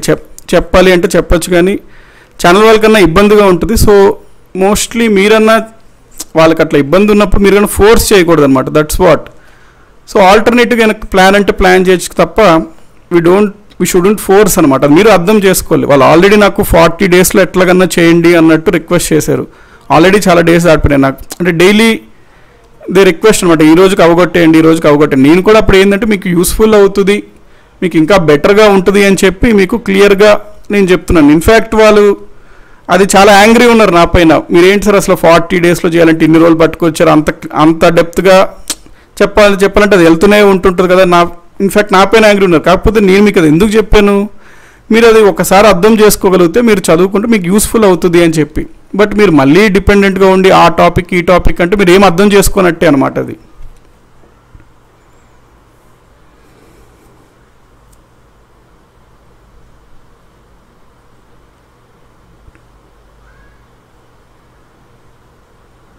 ఓకే, సో మనం షాజహాన్ దారా ద్వారా వాళ్ళు మళ్ళీ ఏర్పాటు చేస్తారు.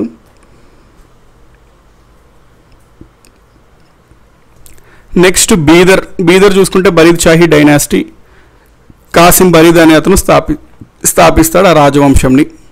Berar Imad Shahi dynasty founded by Imad. Founder ఎవరు అంటే ఫుతుల్లా ఇమద్ ఉల్ ముల్క్, ఫుల్ పేరు అవుతుంది. సో ఈ smallest weakest. Ahmednagar Nizam Shahi dynasty founded by Nizam Khan, ఒక ఉమెన్ రూలర్ రాణి చాంద్ బీబీ. అబుల్ ఫజల్ ఓడిస్తాడు ఆమెని. అక్బర్ తర్వాత మళ్ళీ అహ్మద్ నగర్ ఇండిపెండెంట్ అవుతుంది మాలిక్ అంబర్ వల్ల. ఈ మాలిక్ అంబర్ అనే అతను గొరిల్లా వార్ఫేర్ని ఇంట్రడ్యూస్ చేస్తాడు సౌత్లో first time. Shivaji role model అనమాట ఇతను. శివాజీ ఫాదర్ షాజీ యాక్చువల్లీ అహ్మద్ నగర్లో సివిల్ సర్వెంట్గా ఉంటాడు కాబట్టి మనకి శివాజీకి అహ్మద్ నగర్లో ఉన్న మాలిక్ అంబర్ యొక్క ప్రభావం ఉంటుంది. జహంగీర్ యొక్క కొడుకు ఖుర్రం ఈ అహ్మద్ నగర్ పైన దండయాత్ర చేసి అహ్మద్ నగర్ని మొఘల్స్లో కలిపేస్తాడు. అందుకు గాను జహంగీర్ ఖుర్రంకి షాజహాన్ అని బిరుదిస్తాడు. గోల్కొండ రాజ్యం స్థాపించింది హందం వంశానికి చెందిన కులీ. ఈయన మొహమ్మద్ షా III ఆస్థానంలో ఉండేవాడు. బహ్మనీలు గోవా ఆక్రమించడంలో ఈయన సాయం చేశాడు కాబట్టి ఈయనని గోల్కొండ దుర్గానికి అధిపతిగా ఫస్ట్ నియమిస్తారు. 1512లో ఈయన స్వతంత్రం ప్రకటించుకుంటాడు. కులీ కుతుబ్ ఉల్ మిల్క్కి 6 కొడుకులు: హైదర్, కుతుబుద్దీన్, జంషీద్, దౌలత్, కరీము, ఇబ్రాహిం. జంషేద్ మనకి రాజు అవుతాడు. తండ్రిని చంపి జంషేద్ రాజ్యానికి వస్తాడు. ఈయన కాలంలోనే దేవరకొండకి పరిపాలిస్తుంటాడు దేవరకొండని ఇబ్రాహిం. ఆ భయంతో ఈయన విజయనగరంకి పారిపోతాడు. అలీరామరావు దగ్గర దాదాపు 6 సంవత్సరాల దాకా ఈయన వాళ్ళ దగ్గర ఉంటాడు, ఆశ్రయం పొందుతాడు. సో అక్కడ విషయాలన్నీ తెలుసుకుంటాడు. జంషీద్ సహజ మరణం తర్వాత ఇబ్రాహిం వచ్చి రాజ్యానికి వస్తాడు. ఇబ్రాహిం షా రాజులో ఉన్నప్పుడు మనకి ఇంపార్టెంట్ పాయింట్ ఏంటంటే ఈ అలియరామరే డివైడ్ అండ్ పాలసీ వల్ల బహ్మనీలు అందరూ కలిసి యుద్ధం చేయాలనుకుంటారు. అదే 1565 తల్లికోట యుద్ధం. ఆ యుద్ధానికి అధ్యక్షత వహించింది ఇబ్రాహిం షా. యుద్ధంలో విజయనగరం ఓడిపోతారు. విజయనగరం పతనం అయిపోయినట్టు అవుతుంది ఆ యుద్ధంతో. హైదరాబాద్లో హుస్సేన్ సాగర్ తవ్విస్తాడు. భగీరథిని ఒక హిందూ లేడీని వివాహం ఆడుకుంటాడు. ఆ భగీరథి ఇబ్రాహిం కుతుబ్ షాకి పుట్టిననే మనము మొహమ్మద్ కులీ కుతుబ్ షా అని చెప్తాము. సో మొహమ్మద్ కులీ కుతుబ్ షా దాదాపుగా 14 years పరిపాలించడం అయింది. 1608లో మచిలీపట్నంలో డచ్ వాళ్ళకి అనుమతి ఇస్తాడు. 1611లో ఇంగ్లీష్ వాళ్ళకి మచిలీపట్నంలో స్థావరం ఏర్పాటు చేసుకోవడానికి పర్మిషన్ ఇస్తాడు. సో బాగమతి పేరు నుండే భాగ్యనగర్ అనే పేరు వచ్చింది. 1591-92 టైంలో ప్లేగ్ హైదరాబాద్కు వస్తుంది. ఆ ప్లేగ్ని సక్సెస్ఫుల్గా నిర్మూలించారు కాబట్టి దానికి చిహ్నంగా 1600లో చార్మినార్ నిర్మాణం పూర్తవుతుంది. హైదరాబాద్లో జమా మసీద్ నిర్మిస్తాడు. బాగమతి మొహమ్మద్ కులీ కుతుబ్ షాకి పుట్టిన కూతురే ఖైరునిసా. అతడి భర్త మొహమ్మద్ కుతుబ్ షా. మొహమ్మద్ కుతుబ్ షా 1612-1626. అతని కూతురు ఖైరతునిసా. ఆవిడ గురువు అబ్దుల్ మాలిక్. ఈవిడ పేరు మీద ఖైరతాబాద్ మసీదును నిర్మించడం జరిగింది. అది ఎవరికి అంకితం చేశారు అంటే ఆవిడ గురువు అబ్దుల్ మాలిక్ అంకితం చేశారు. అబ్దుల్లా కుతుబ్ షా 1626-1672. ఈయన 24 yearsలోనే రాజ్యానికి వస్తాడు. 1636 షాజహాన్తో సంధి చేసుకుంటాడు. దాని ప్రకారం కోహినూర్ని అందజేస్తాడు. ఫ్రెంచ్ యాత్రికుడు ట్రావర్నియర్ వస్తాడు, వజ్ర వ్యాపారి. 1636 ADలో ఇంగ్లీష్ వాళ్ళకి గోల్డెన్ ఫర్మానా అందజేస్తాడు. విశాఖపట్నం ఆ ప్రాంతాల్లో ట్యాక్స్ ఫ్రీగా మీరు వ్యాపారం వర్తకం చేసుకోండి అని చెప్పి. అబుల్ హుసేన్ తానిషా 1672-1687. ఇతని ఆస్థానంలో 2 మంత్రులు ఉంటారు, అక్కన్న మాదన. వారి సాయంతో పరిపాలిస్తుంటాడు. ఈయన యొక్క రాజ్యంలోనే రెవెన్యూ అధికారి తహసీల్దార్ కంచర్ల గోపన్న ఉంటాడు. ఆ స్టోరీ ఎపిసోడ్ కూడా మనకు తెలిసి. ఈయనే మనం భక్త రామదాస్ అంటాం. సో భక్త రామదాస్కి అసోసియేట్ ఉన్న రాజు ఎవరు? గోల్కొండ రాజు అంటే అబుల్ హసన్ తానిషా. తానిషా పేరుతో కూడా సినిమాలో వస్తుంది అనమాట. అబుల్ హసన్ తానిషా 1687లో మనకి గోల్కొండ ఏమవుతుంది? ఔరంగజేబ్ దండయాత్ర చేస్తాడు. 1687లో గోల్కొండను మొఘల్స్లో కలిపేస్తాడు. 1687 నుంచి 1724 వరకు మొఘల్స్ చేతిలో ఉంటుంది. 1724కి మళ్ళీ గోల్కొండ ప్రాంతాన్ని నిజాం పరిపాలించడం మొదలు పెడతాడు. సో అది మనకి కంప్లీట్ స్టోరీ. నెక్స్ట్ క్లాస్లో మనము మొఘల్స్ గురించి చూడాలి. సో ఇది అండి పాయింట్స్. నెక్స్ట్ మనము తర్వాత చూసుకోవచ్చు. ఓకే. సో మళ్ళీ మనము రేపు యాజ్ యూజువల్ మన స్కెడ్యూల్ ప్రకారం మళ్ళీ మనము రేపు 10 AM to 11:30 AM జాగ్రఫీ చూసుకోవాలి. విండ్స్ ఆ టాపిక్స్ ఉంటాయి. అదేవిధంగా 5 PM to 6:30 PM మనకి జాగ్రఫీ అంటే నెక్స్ట్ ఏముంటుంది? పాలిటీ ఉంటుంది. పాలిటీ చూసుకోవాలి. సో ఇవండి మనకి మళ్ళీ టైమింగ్స్. సో ఈ టైమింగ్స్లో మళ్ళీ మనం మార్నింగ్ 10కి కలుసుకుందాము.